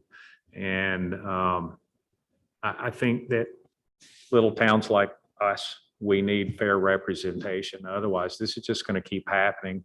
And eventually our property value is going to be worth nothing because no one's going to want to live here. But as far as this goes, I'm all for signing this and sending it on. And who did you're sending this to Wyndham? I say we do it to all of them just to see if we get anything. Again, I just a draft. This is rough. I mean, you guys. But had a job. Is there an association you can send it to, is what I'm saying? I What are don't we really- asking for? I What are don't we asking them to do? really know if, Come here and talk to us. I don't know if they're really That's going my to care. question. Yeah. I don't What are we think they asking will them to care. do? I We're mean, not you're to do asking them anything. to spend money to help us whenever they don't really, there's no incentive for them to do that. The problem lies in permitting, and we have no say in them issuing permit. The only time they're gonna spend money is when they need a permit, and their impact fees don't require them to put walkovers. Mhm. That would solve a lot of the problem. The roundabout backs up, people can't get through that way. But they allow pedestrians to cross the road wherever the heck they please, which stops traffic here, stops traffic at the top of the bridge. No one is using walkovers the way they should. And a lot of the times, I think we're backed up and we're not. It's just that crosswalk up there at the top of the bridge that people randomly press the button and we end up backing up the bridge or the traffic beyond the bridge. So it's hard to tell, but we're not going to get anything from these guys. That's, No. I mean, I and tend they, to agree. Yeah. I'm sorry, hold on. If, he says, we'd like to hear your plans for removing this burden. Pretend you're the hotel guy. What could he do? No, What could he do? It got worse when they built the roundabout up there. It used to be fine. We used to have a toll on these bridges. That helped too. I don't know if you guys remember that. There used to be a toll don't say that. on the bridges. But, I don't think they could do anything. And I would not be in favor of sending this to any of the I hotel hate to people. say that toll I thing's agree. probably the only solution. Well, actually, if I had my way, we would build a bridge at Sand Key. That's what we would do and send it right back over to 60. And then that way they have a loop. Because many people, they get on the south end, it's terrible to have to turn around and make your way all the way. If you just want to go through and see what's happening, I think I've already asked Ford Pinellas to start considering it. And as you know, it probably takes 20 years to get anything done, but we need to start now. And so we're actually, the Big C is putting in, hopefully David will, who is just like us, a tiny town, to represent our type of communities on Ford Pinellas. Because if you're already a tourist town and you enjoy this, what we're going through, and this is what your idea of making it better is bigger, well, that's not really the voice for Bel Air Beach. So we need to be represented fairly. And I think that's really the only way we're going to make any headway, if any at all. Well, no disrespect, Mike. No. I think the answer is going to be you chose to live on a resorted beach island. Yeah, but also, from day one, I've always had, you lose 100% of the races that you don't run. Absolutely. I mean, maybe we just try, hey, give it a shot. Whenever I complained at Ford Pinellas and it's, explained the dilemma that Yeah. we face every weekend, I was quickly corrected by the mayor of Dunedin. She said, "Do you receive pennies for Pinellas money?" And I went, "Yes." And then because I didn't have any numbers, I wasn't armed with numbers. I was just complaining about the traffic. I came home, had a brief conversation with Kyle about it, and I think it's $600 a day. That's what we get for all of this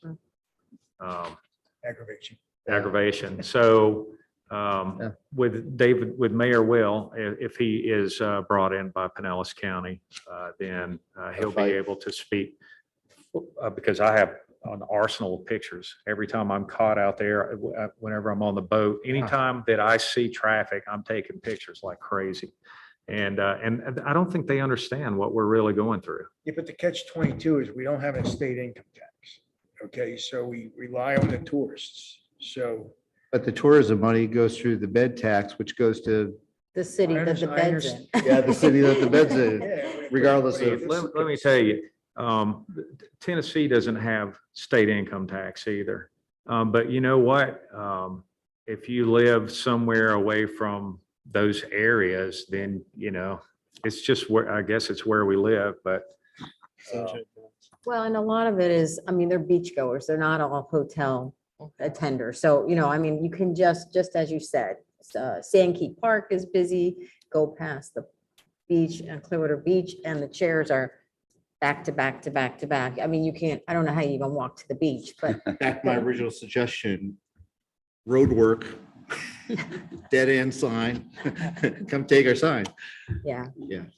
Another suggestion that's being talked about right now is limiting the amount of cars that are allowed to go to Clearwater Beach, building massive parking lots on the mainland side and making everybody park there and forcing them to come over on a ferry or a bus or something else. But they're actually doing that now with free beach busing. You ever see that? You go down Edgewater Drive and that it says park here free transportation. Yeah, the problem is most people want to make it all the way to the end and have their car right there until it's mandated. I don't think it'll ever take hold. Unless it's something cool like a gondolier or something like that, that people want to make the journey on, Jet skis. right? Yeah, yeah, they're not gonna, I mean, they do have the ferry that goes over, but And he has so much stuff to take with you to the beach. you know, All right, the so- Kids. and the tubes and- So we've got this in front of us. Would anyone like to sign this? Want me to sign it and send it on, or as is? Do we want to make any edits, or do we just want to? Right, yeah, I mean, I'd probably, if somebody brought it up, so I'd probably just hold off on this. do Can we some more see if there's an investigation. association? Yeah. Okay. A little more footwork. Hotel I'll find out. association? Yeah, I'll. And I'm actually meeting with Renee Flowers tomorrow and Bill Queen down in North Reddington Beach. So I will ask him because he knows quite a bit more about hotels than I do. You ever notice when my wife and I go out to there, and we don't even go into Clearwater anymore this time of year. We go south, and I swear to you, the traffic is a lot better from Indian Shores down. It to- is. To Treasure Island, even St. Pete. But it's also 4 lanes. No, yes. Oh, it is it's 4 lanes. 4 lanes with Yeah. turn lanes. Yeah, well, that's true. I don't know if it makes any difference, but Gulf Boulevard is not, it's not our road, it's a county road. Right. I mean, does that make a difference in what we, how we deal with this? Well, we're not going ahead and sending it now, is that correct? No. Okay, Well, maybe she just hit the nail on the head. Can we go after the county for additional funding? I don't. But again, No. we're up if you got a Pinellas bid. Well, you see, we don't contribute because we don't have the bed tax. We're not charging a bed tax. If we are, it's very little. Because still- we're this is not a hotel industry community.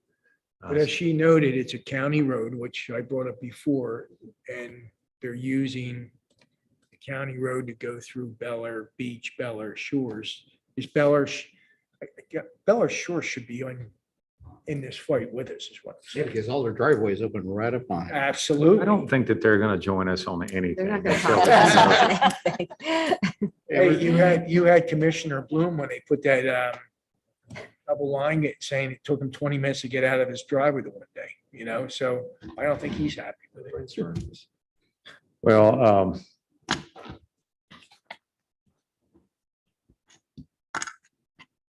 I'm not really sure what the good answer is, other than to just keep making waves and making noise. I think that that's all the power that we have at this time. And there are other ways that you can complain or get things done, such as demanding that you build garages over there and make people use them. It's just going to take time. Eventually, they're going to hit a saturation point. I will say this, that a resident, I won't mention his name, brought it to my attention that he believes that that the city of Clearwater is violating Florida law by what they're doing. And I can't back that up.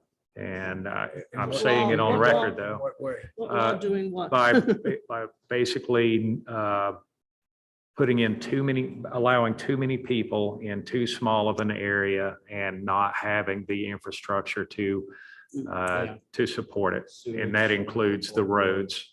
So they're actually creating a safety hazard. And they are.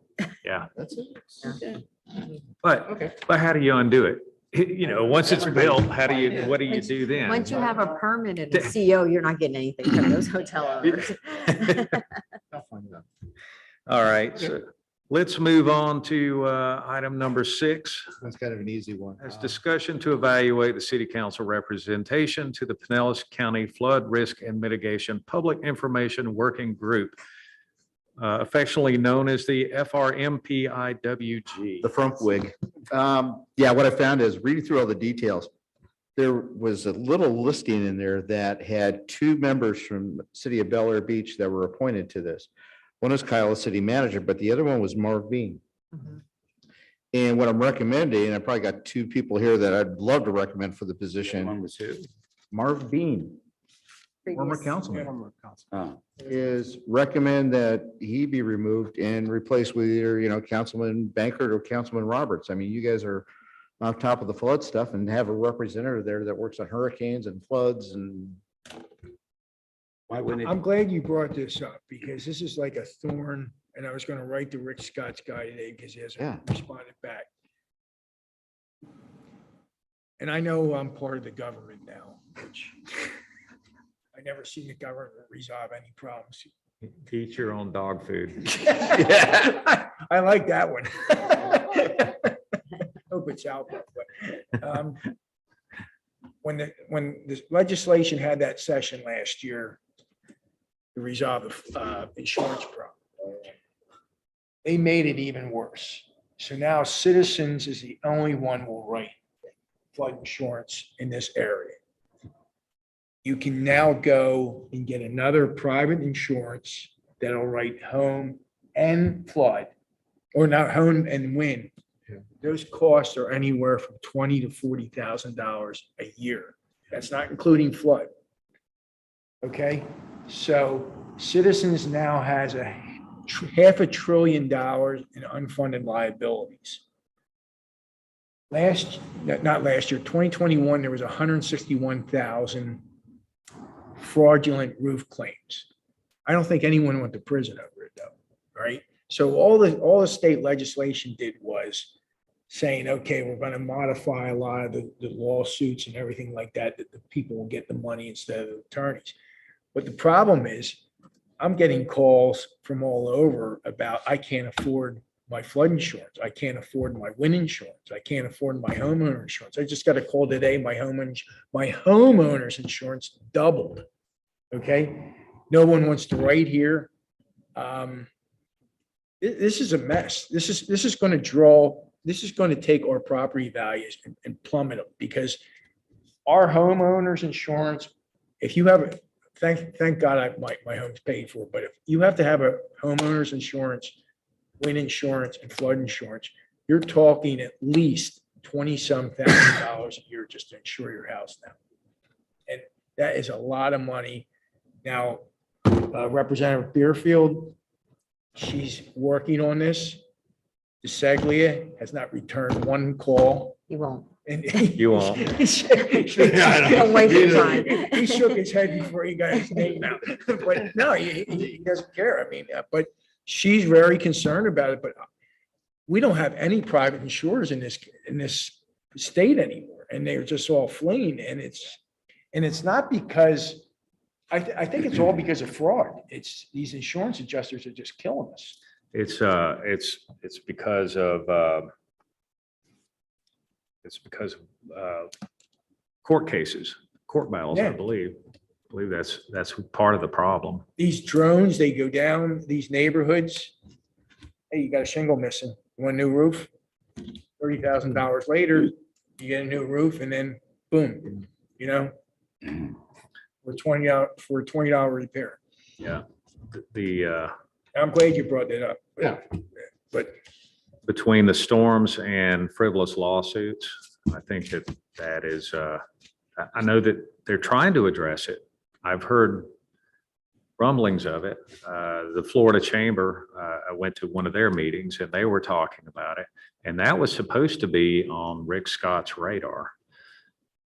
he had a meeting with FEMA, I think it was November, and he said, my constituents are primarily retirees on fixed incomes. And it's true. He says, now you're giving them a choice. You want to eat or you want to insure your house? And it's a hell of a risk. And this 2.0, which was supposed to help us, it took the grandfathering out of a lot of the homes that are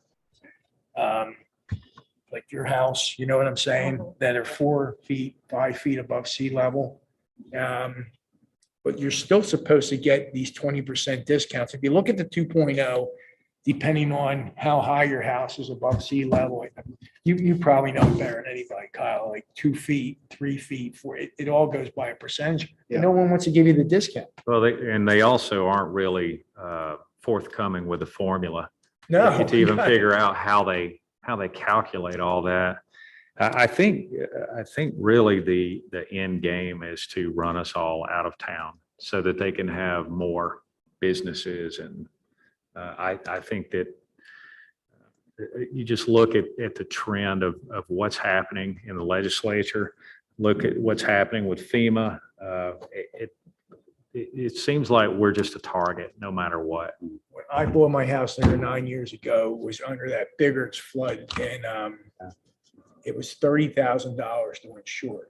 We're being gentrified. And the realtor says, well, what we would like to do is wipe out houses like yours and build up, condominiums, sixplexes, eightplexes, or whatever.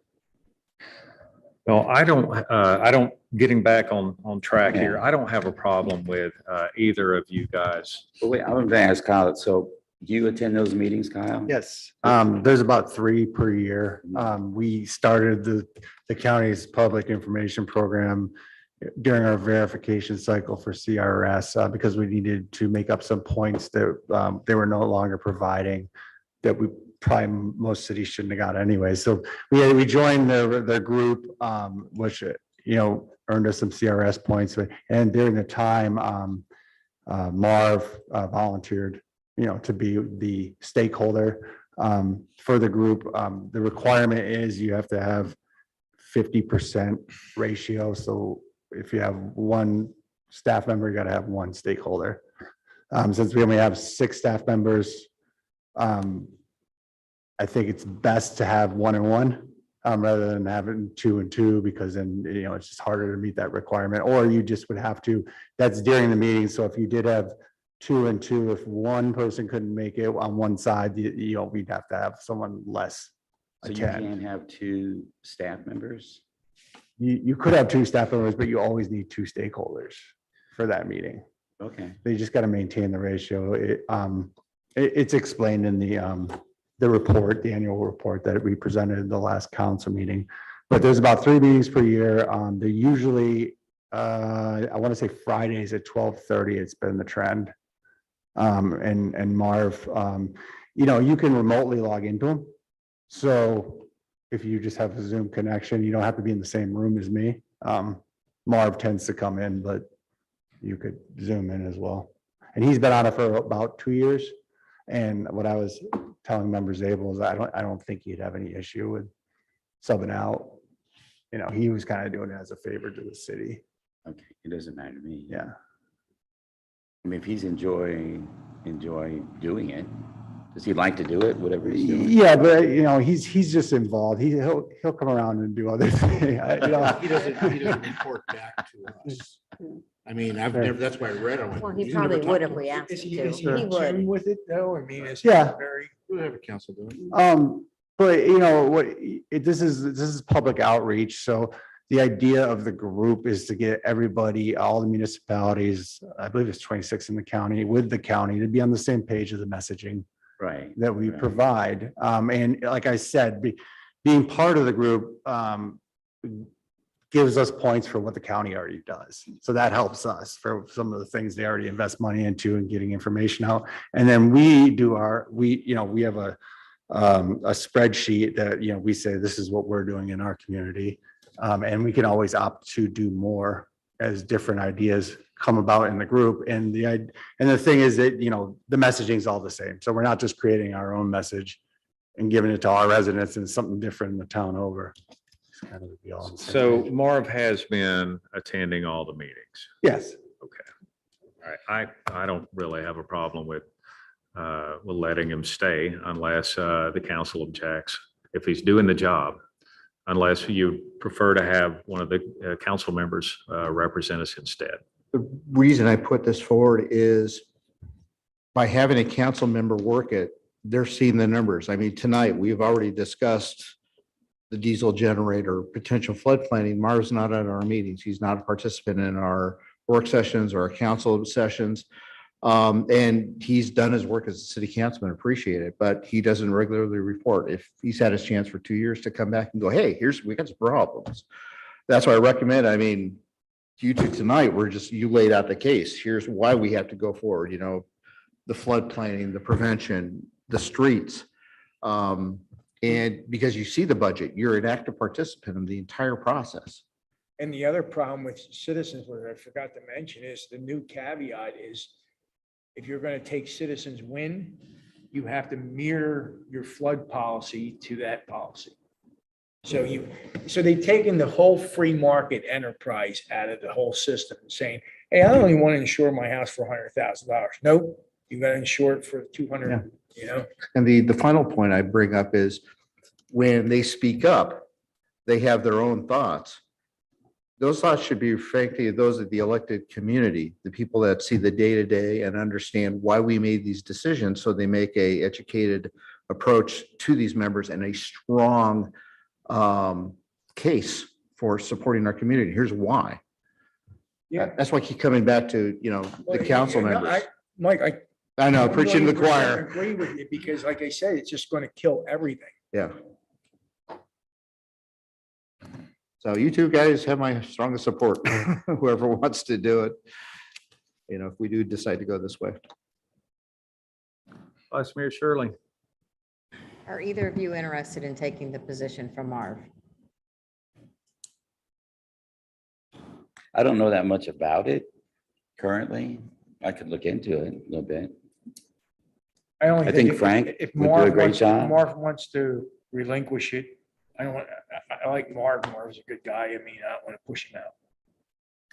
I just want to be cautious that whenever we have residents involved that aren't elected officials, I like to keep them involved. That's always my concern. So that's the argument. only reason I'm asking, because it, as you call them, a stakeholder, they are stakeholders in every decision we make. So it's important in my eyes, if we have people volunteering, stepping up, to keep them in those positions. But I don't know anything about Marv's feeling on staying on and how much he would come report to us, or does he think Kyle's doing that? I don't know without having that conversation with Marv. Well, I would like to change the requirement of the representation that whoever it is that represents us, they come into the following meeting or the council meeting following and give us a report. Yes. And if they can't appear personally, then I would like a written report.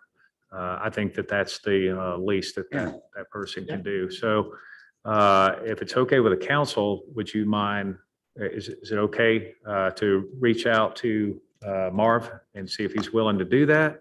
Or if he doesn't want to do it anymore, or would the council just rather send Mr. Bankert? Something we also could try, I mean, just for the time being, because, I can get Aaron, our community services administrator, to fulfill the other role, and then let's get a council member involved in the meetings and, just for the next couple or so, and then see how we feel about it so that you have firsthand. And Mr. Bankert, I would encourage you to reach out to Mr. Beam and just have a conversation with him. Let him know your feelings. And it seems like you have quite a bit of insight on this, and you may have information that he doesn't. So probably not a bad idea for the two of you to work together, and he may decide that you're the better candidate. When's the next meeting?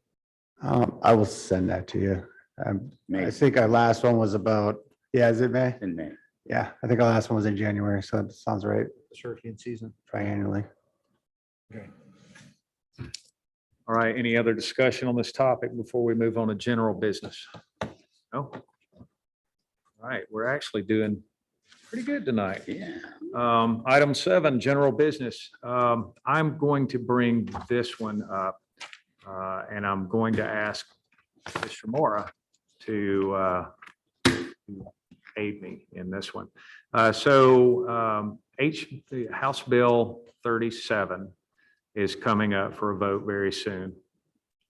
It was called something else in the Senate, but I don't have the numbers in front of me, but it's concerning financial reporting or financial disclosure of elected officials. Is everyone here familiar with what's going on? Okay. Mr. Moore, are you prepared to kind of give us a quick summary? The quickest summary that I can give you is my understanding of where House Bill 37 and its Senate bill corollary are, they've gone through all their committees in the respective chambers. They are on the House and Senate floor respectively to be voted on by the full chambers.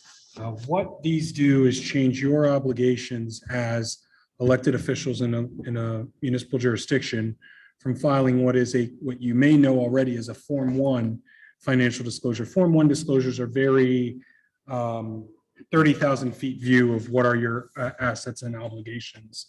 A Form 6 is comparatively granular. It requires you to disclose assets in excess of $1,000, liabilities in excess of $1,000, shareholding interest in various companies and LLCs. It is a very detailed financial disclosure that is ultimately a record of the state. The competing narratives, as I've said many times before in my job, it's just storytelling. The competing narratives are we need this enhanced level of transparency and to assure and protect against special interests and corruption or any other number of things. And other members of the state already fill out a Form 6. The counter narrative, of course, is this is going to have a tremendous chilling effect on people going into service in local government. You're already subjected to an extensive level of scrutiny, criticism, jeering. This will not help. There's already been, I've talked to some, or heard tell, I should say, of some public officials who've said, if this passes, I'm out. This isn't what I signed up for. That doesn't surprise me. I will tell you with the current Form 1s, I've had people get elected to like a planning and zoning board, figure out 3 or 4 weeks later that they have to fill out a Form 1, which again, is not that granular, and say, that's not what I just thought I was passing on variances. I want no part of this and walk away. Form 6 for our city commissions, councils, aldermen, whatever you wish to call them, is going to present yet another challenge in the landscape of local government. I'd mentioned at our last meeting that I had gone to the Big C, spoke on different issues, and I was quoted as saying that this legislative session has the potential to be calamitous for local governments. I stand by that statement. I think this is an example of, is one example of that. I'm happy to speak to other things, Mayor, but that would be the Cliff Notes version. I'm trying, while we're here, I'm looking to see right now where they stand. Yeah, it's on first reading in the House, and it's been added to the second reading calendar as of April 12th. The related bill is Senate Bill 774. Senate Bill 774 passed this, I believe it passed the full Senate on April 12th by a vote of 35 in favor and 5 opposed, and is in messages to the House. Basically, they're just waiting for the House vote and the governor's signature. And as I've said in the past, your challenge this particular session is you've got one party with a supermajority, your governor's in the same party. If leadership decides something's moving, something's moving. This is moving. And whenever it was discussed on the Senate floor, they had a slight debate, and then Senator Hooper, he did an amendment to make it to where the Ethics Commission had to also do the same thing. They would have to switch to doing the same form as we would. But that was it.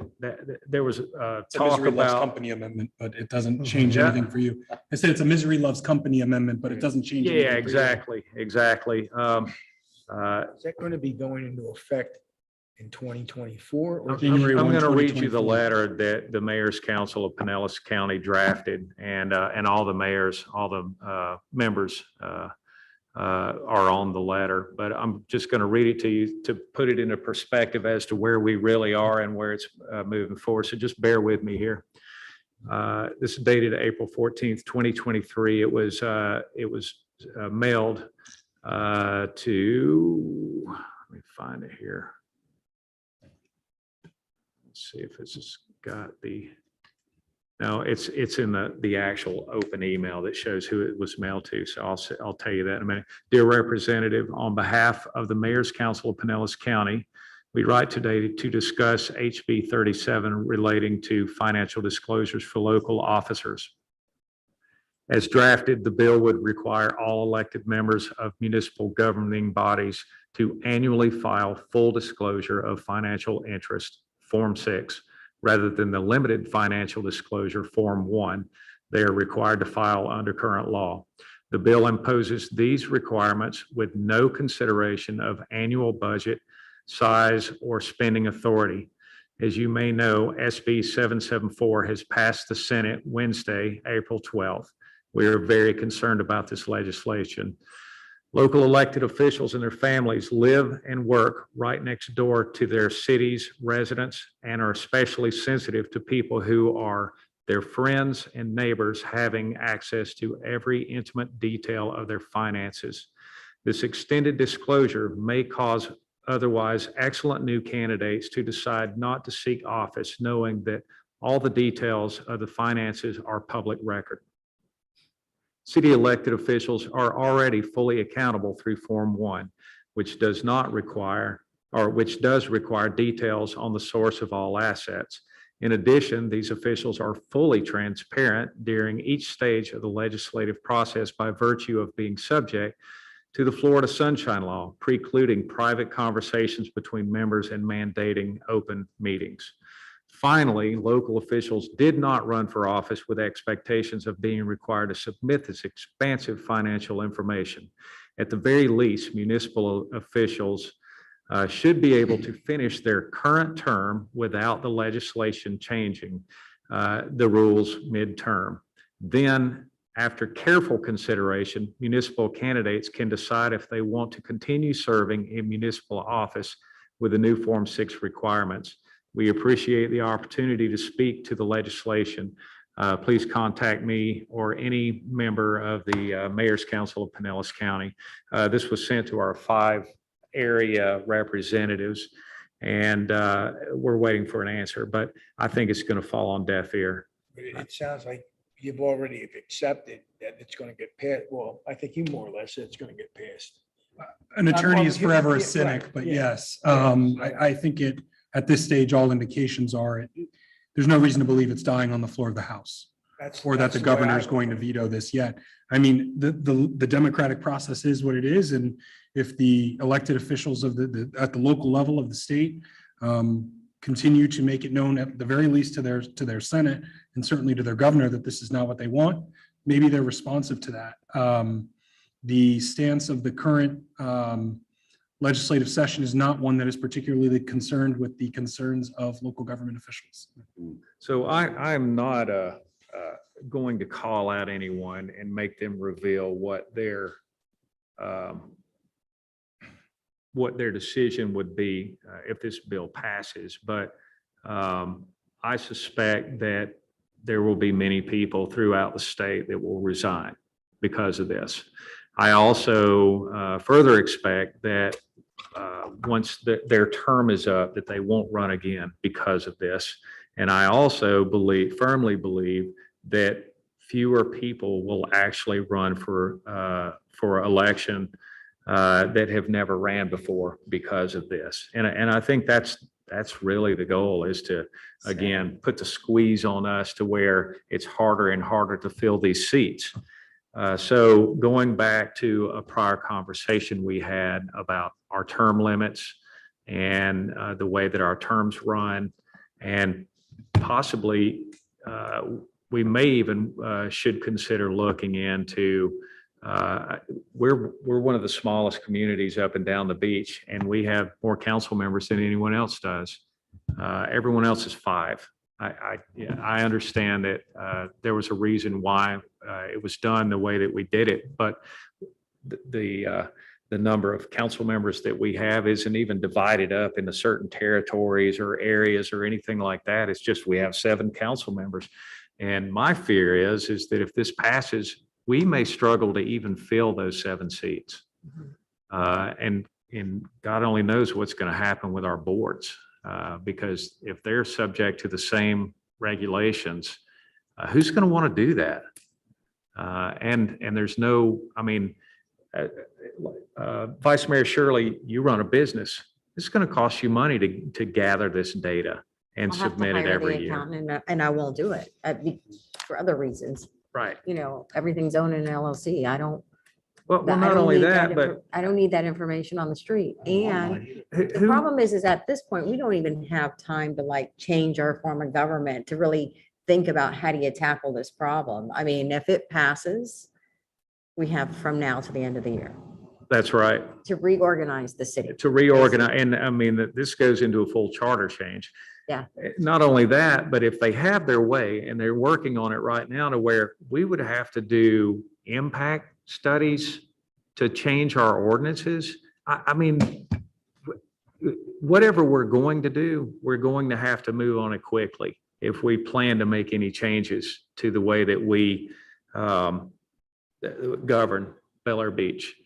Because I think that it's going to have a crippling effect on us. Whenever you have a community of, 1,800 people, it doesn't look good for us. So what do you think the goal is, to get us into the county and just eliminate our city completely? I mean, think that, so the county makes more money? I mean, I'm sitting here going, the county already taxed the city gets no tax dollars compared to what the county is getting from us. I don't know what the goal is because I can't speak to the motives of people. And as I've advised you I in the know. past, I've tried Yeah. to advise against strongly against people's motives. What I will tell you is, what is the potential collateral effect of this? Absolutely.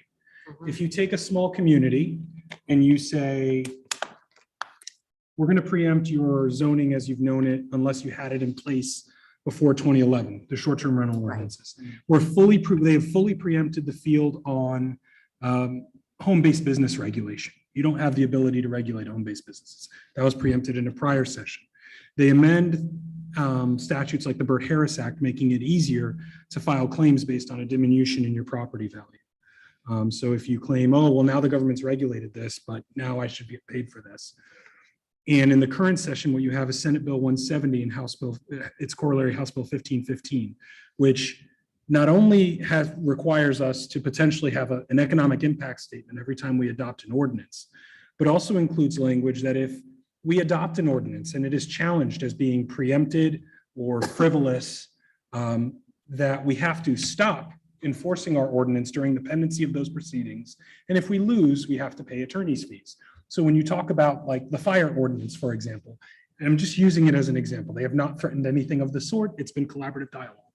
But if a party says, oh, you have this ordinance, I'm challenging it, it's been preempted, or it is unlawful, we can't enforce it. If we lose, we pay attorney's fees. And then if we go to amend it at any time after October 1st, if this, by the way, Senate Bill 170 that I'm talking about has passed the Senate and is waiting on the House. If that passes, then we're going to also have to do an economic impact statement based on our 2 staff members who have what competencies to do this on every version of an ordinance. The net effect is you folks have seen it, and I've heard it in other communities. We don't have neighborhoods, we have streets. Our neighborhoods are just hoods because there's no neighbors anymore. All those sorts of speech, you're left with, in a small community like this, a small group of people trying to keep a city together. And what used to be your public resources are now amenities to a tourist district. And I don't mean tourism, I mean like a special district like what you've heard Reedy Creek is and the like. The most dystopian version of this, since you ask, is you have the last few hundred residents fighting for what their city is. And the legislature saying there's no point to you existing up and down these beaches, having 12 cities.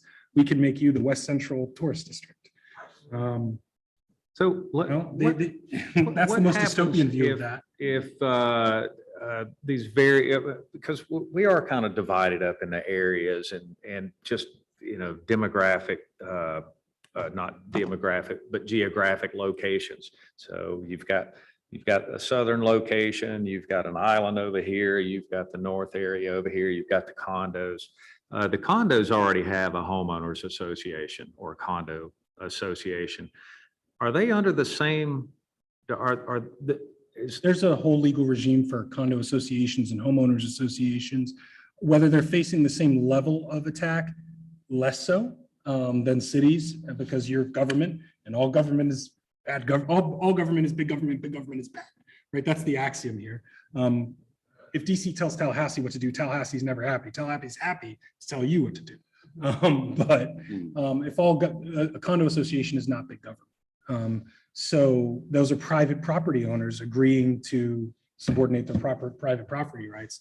There's a little bit more flexibility, but there have been some more recent legislative changes to limit what they do, like around short-term rentals and the like, and say, well, if you had this, sure, if you're going to make it new, then you need this, supermajority or whatever to approve those kinds of changes. So we are seeing this general change towards, we just want to be the economic engine without necessarily looking, Euclidean zoning, the zoning as we've historically known it is at best eroding, at worst long since gone, and we just haven't realized that cultural moment yet. So what Pressing about the, conversation. yeah, what about the guys. association? Okay, so 22nd, that whole neighborhood has an association that's been all but abandoned, but it's out there. Could they respool that association and protect their rights for a while? I can't speak to that only because honestly, I don't deal in homeowners association and condo association law. It is its own chapter in the Florida statutes, and I'm also not going to give private property owners legal advice without pay. But what people, I don't- or what people I are, don't live in what that people area. can I'm do just and what asking. people are willing to do is also different, because the reality is anytime you form a homeowners association or anything like what you are saying is, if my property rights are, to use the legal analogy, a bundle of sticks, I'm willing to give away some of the sticks in that bundle. Most people are not willing when they realize that's going to be an encumbrance on my ability to sell. That's going to be an encumbrance on across the street. They can do that, but because I joined this association, we can't. And now my house isn't as valuable, and it's only as valuable as how many people are willing to join it, which is another challenge. As you see with beach easements and other issues, it's 100% compliance is a challenge. And I'm not opining on the wisdom of that, just the reality of it. You know, the one thing I will say about that is that I would stand behind the fact that the majority of our original code was based upon HOA. Right. And what they did was they said, all right, we're forming Bel Air Beach now. And they kind of just took the original HOA code and kind of massaged it and turned it into something that, that's why we have no parking in the street. That's why we have, there's many things that, 90-day rentals, what's that? 90-day rentals.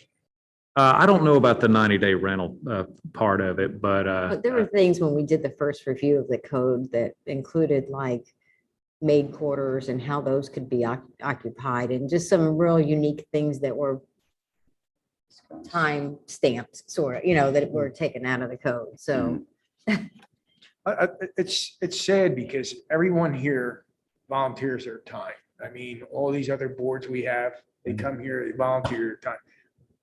This it goes back to that old saying, no good deed goes unpunished. I did this because I love this city. I'm privileged to live here. I thank God I live here. But I'm retired, so it's not going to affect me too much. But like I said, like when she says, I'm not going to do this, I'm not going to reveal this, I might not, and you might not reveal it. I mean, you guys are a lot younger than me. it doesn't sound like we have a choice. Well, yeah, but what I'm saying is, it sounds like, also, our Citizens Advisory Committee, I can guarantee you the people that sit on that will not. and that will affect everybody, right? I'm looking at I'm trying to get to the language right now. I My thought it was recollection of the elected. language is it's the commission and not the subordinate boards.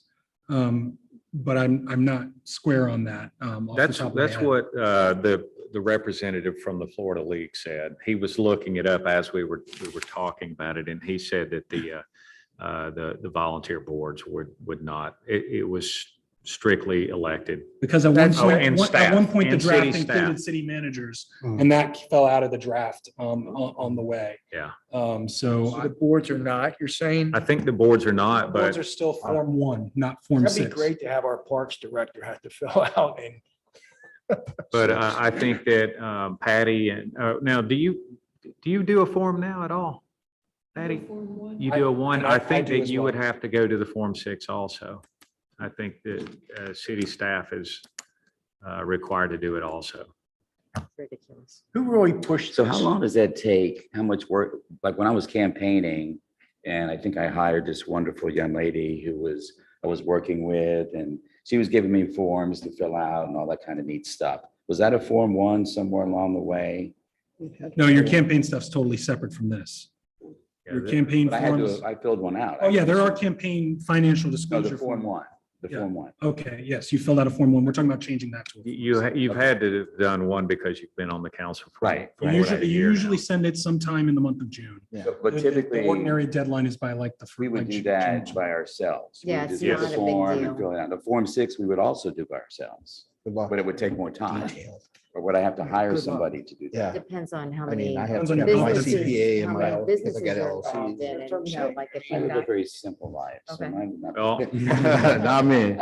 So there's another thing to think about, which is, all right, obviously, everyone's going to be inconvenienced for doing this. It may be necessary to actually do a very minor pay to offset the extra cost and 100,000? Royal, no, I don't even think so. Maybe a $10 or something, but something ceremonial, Right. just to show that, hey, we're, and I'm not saying do this for me. What I'm saying is maybe on the next term, we look into making that part of the compensation for being on the council. I've 'Cause- suggested that before and, you know, and I said, I'm not speaking for myself. I'm just speaking for future and I got shot down. So Well, I would be in support of that. We're in a different place now. Yeah. I Yeah, think. I would as think well. we're- And I would even donate whatever the number is. I don't even want it. So I would be like Donald Trump and I Oh, would just say. well, I'm it was going to be 100 donating grand. money. Generator, done.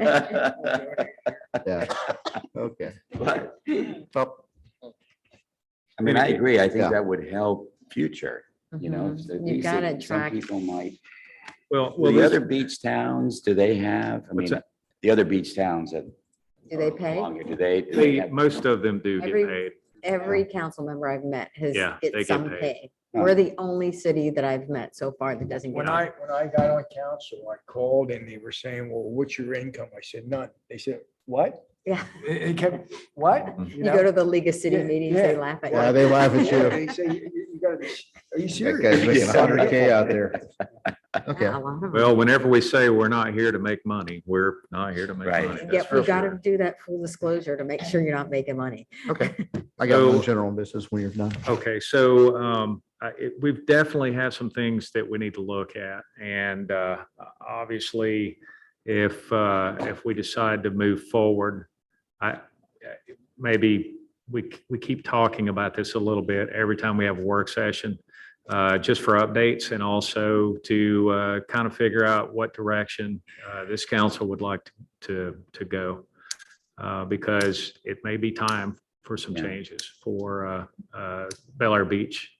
Do you want to just add, so maybe some of the new council members don't understand what a charter review entails and that it has to go to vote in front of the citizens and there's, True, yeah. it's not something we can just review and Right. change. So Well, that- there's some things we can change. We have the freedom to actually change the pay. I believe we can do that without a charter change. But as far as the number of council members, the length of terms, when the elections occur, all of that has to go up to a general election and be approved by the citizens. I would have to go into the next cycle. The pay, I think we actually have the freedom to do it anytime we want to and make it active immediately, as far as the pay goes. I believe my recollection on the statute is the pay would have to apply at the beginning of the next cycle under chapter 112, the ethics statute. You can vote on it, but it can't be effective immediately. It can be effective beginning a specified time. As to your charter amendments, any charter amendment, including the ones you folks have been discussing, there are limitations. A charter amendment is approved by your electorate. A charter amendment requires ballot language that can be no more than, I think it's 74 words or 75 words, which finessing that is always a joy. I have to look at we haven't had a discussion about any charter amendments beyond maybe a review commission. Absent language in your charter, you folks are free to suggest a charter. You don't need a charter review commission to propose a charter amendment.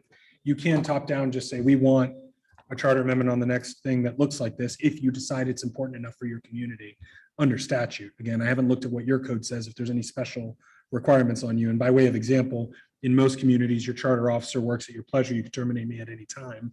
In your code, there's a very special process set forth for if you're terminating the manager.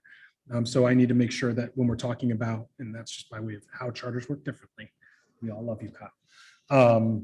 But that's a way of, by way of example on how things can be different charter to charter.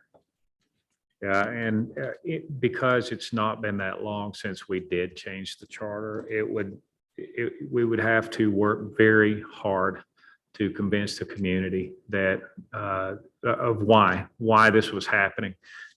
Right now, there's no witnesses, and no one's, unless there's someone watching at home, no one knows anything about what we're talking about. And it's going to be, we're going to have to work very hard, all of us, if we decide to do something like this. But I think it's going to have to happen just because of what our buddies up in Tallahassee are doing to us. Well, and, you know, to the extent some of you are frustrated by this, my only advice to you, because I've had elected officials say, what can we do about this? What can we do about that? Is the democratic process. If your buddies are no longer your buddies, then make that known at ballot boxes. And I'm not advocating any one result. I'm saying, make your own individual decisions as you go through life. It's hard because the discussions that we're having here very much affect you. They very much affect your residents. But that's not what's going to be covered on Instagram. It's not what's going to be covered on Fox News. It's not going to be covered on CNN. I don't care your source of news. There's enough controversy in this world and in this state, especially in this session, you know, concealed carry, you know, heartbeat bills or life, you know, abortion bills, whatever you want to call them. Those are going to get attention. Financial form disclosures are very, very hard to get people to care about. And it doesn't affect them. It just affects like 7 people in their whole city, in theory. And so understand that there is a lot going on this session, and it is hard. And I sympathize with your concerns in saying, how do we reach them about Senate Bill 714 on short-term rentals and House and 170 on attorneys' fees and impact statements? That stuff's not going to it's not going to sell papers or get clicks. And it is hard from a messaging standpoint. That doesn't make the charge any less important, but I sympathize with your frustrations. I think a lot of citizens like to see it, you know, hey, let's disclose the guides, you know. Well, right, because the narrative is just like, what's Yeah. wrong with transparency? What are you Yeah. trying to hide, Frank? Yeah. You know? No, exactly. That's- No, I agree with you 100%. And I don't think it's going to get traction to go the other way. And whenever I contacted DeSiegel about that, he said it's about transparency. And you know, I would like to see a big movement of the Sunshine Law For up. Yeah, for the state. If you're talking about transparency, well, let's be transparent. And you do the same thing that we have to do, Yeah. which is you can't meet on the golf course and talk business. You Amen. know, you have to do it in public meetings, just like the rest of us. And they have us so concerned that we don't socialize, we don't, you know, like, it's like, you just don't want to be accused of anything. So it's really a bad, Yeah. anyway. Okay, so we'll discuss this more. I'm gonna jot all this down and then I'll send it to Kyle and he can massage it a little bit and send it out to everyone to have something to think about. You okay with that? Okay. Mike Sable. Yeah, I do have one item. This is kind of a personal thing. You've noticed my last name starts with a Z. And what comes with that over 63 years, you get a little testy because you're always put last. For example, up here, the nexus of power is in the mayor. But you start out there and there, the farthest away from the power. There's a reason why we took Jody Shirley and moved her from that seat to the seat next to the mayor. Now I understand that. What I don't understand, and frankly, I'm kind of really disrespected. Right out there, we have the line of councilmen. And behind the door is my picture. I'm not happy about that. Take a look. You open that door, who? I fought a hard-fought election. You were number 1, I think you're number 2 total. I mean, I was number 3. I mean, accused of everything, yet I'm put behind the door. Firstly, I'm just asking if this is you. Can we do the following? Just take those same pictures and just move them to the center area over here. So nobody's behind the door like I am. Never even noticed that. That's interesting. What? Neither. You could do a Mine name- over you could there do a if you name want. change.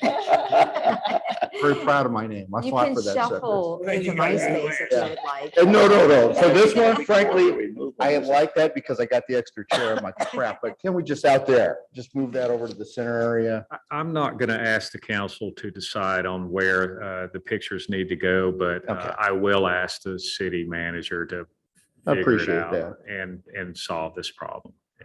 Okay. And if it's easy just to shift mine through that, that's fine. No, no, no. You're there. I look out, you're the only person I see, so I'm like, it's perfect location. Right through that piece of glass. It won't be a problem, Any other, Form 6. anything else anyone would like to add in general business? No, Mike killed my general business under number 6. We did? Well, I was gonna bring all that up. Shit. Just, Oh, okay, I got it. No, I. Robert. it's real thumbs quick, up to you. Kyle had mentioned last time, I think, what was the gentleman's name? Tom Washburn was gonna come over here. We still working on that? Yes, I was gonna ask after the meeting. It's on Okay. Wednesday, Good time. hopefully make it. Wednesday, Yes, I sent you the invite. Okay. But Wednesday of this week, yes, tomorrow, like what time? time is.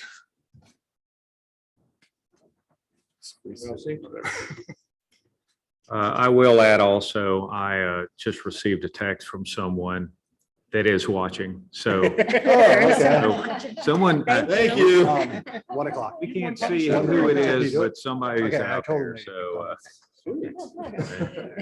anyway, I guess that's it for tonight. 8:30. I appreciate everyone hanging in there and being open to a lively discussion. I'm depressed now. If anybody should find themselves feeling optimistic, feel free to call me. Talk you off the bridge. Exactly. You'll wreck that What's for us. Randy doing up there on the bridge? All right, do I have a motion to adjourn? Oh, Frank. All right, Wait. all in favor? Aye. All right. Good night, everyone.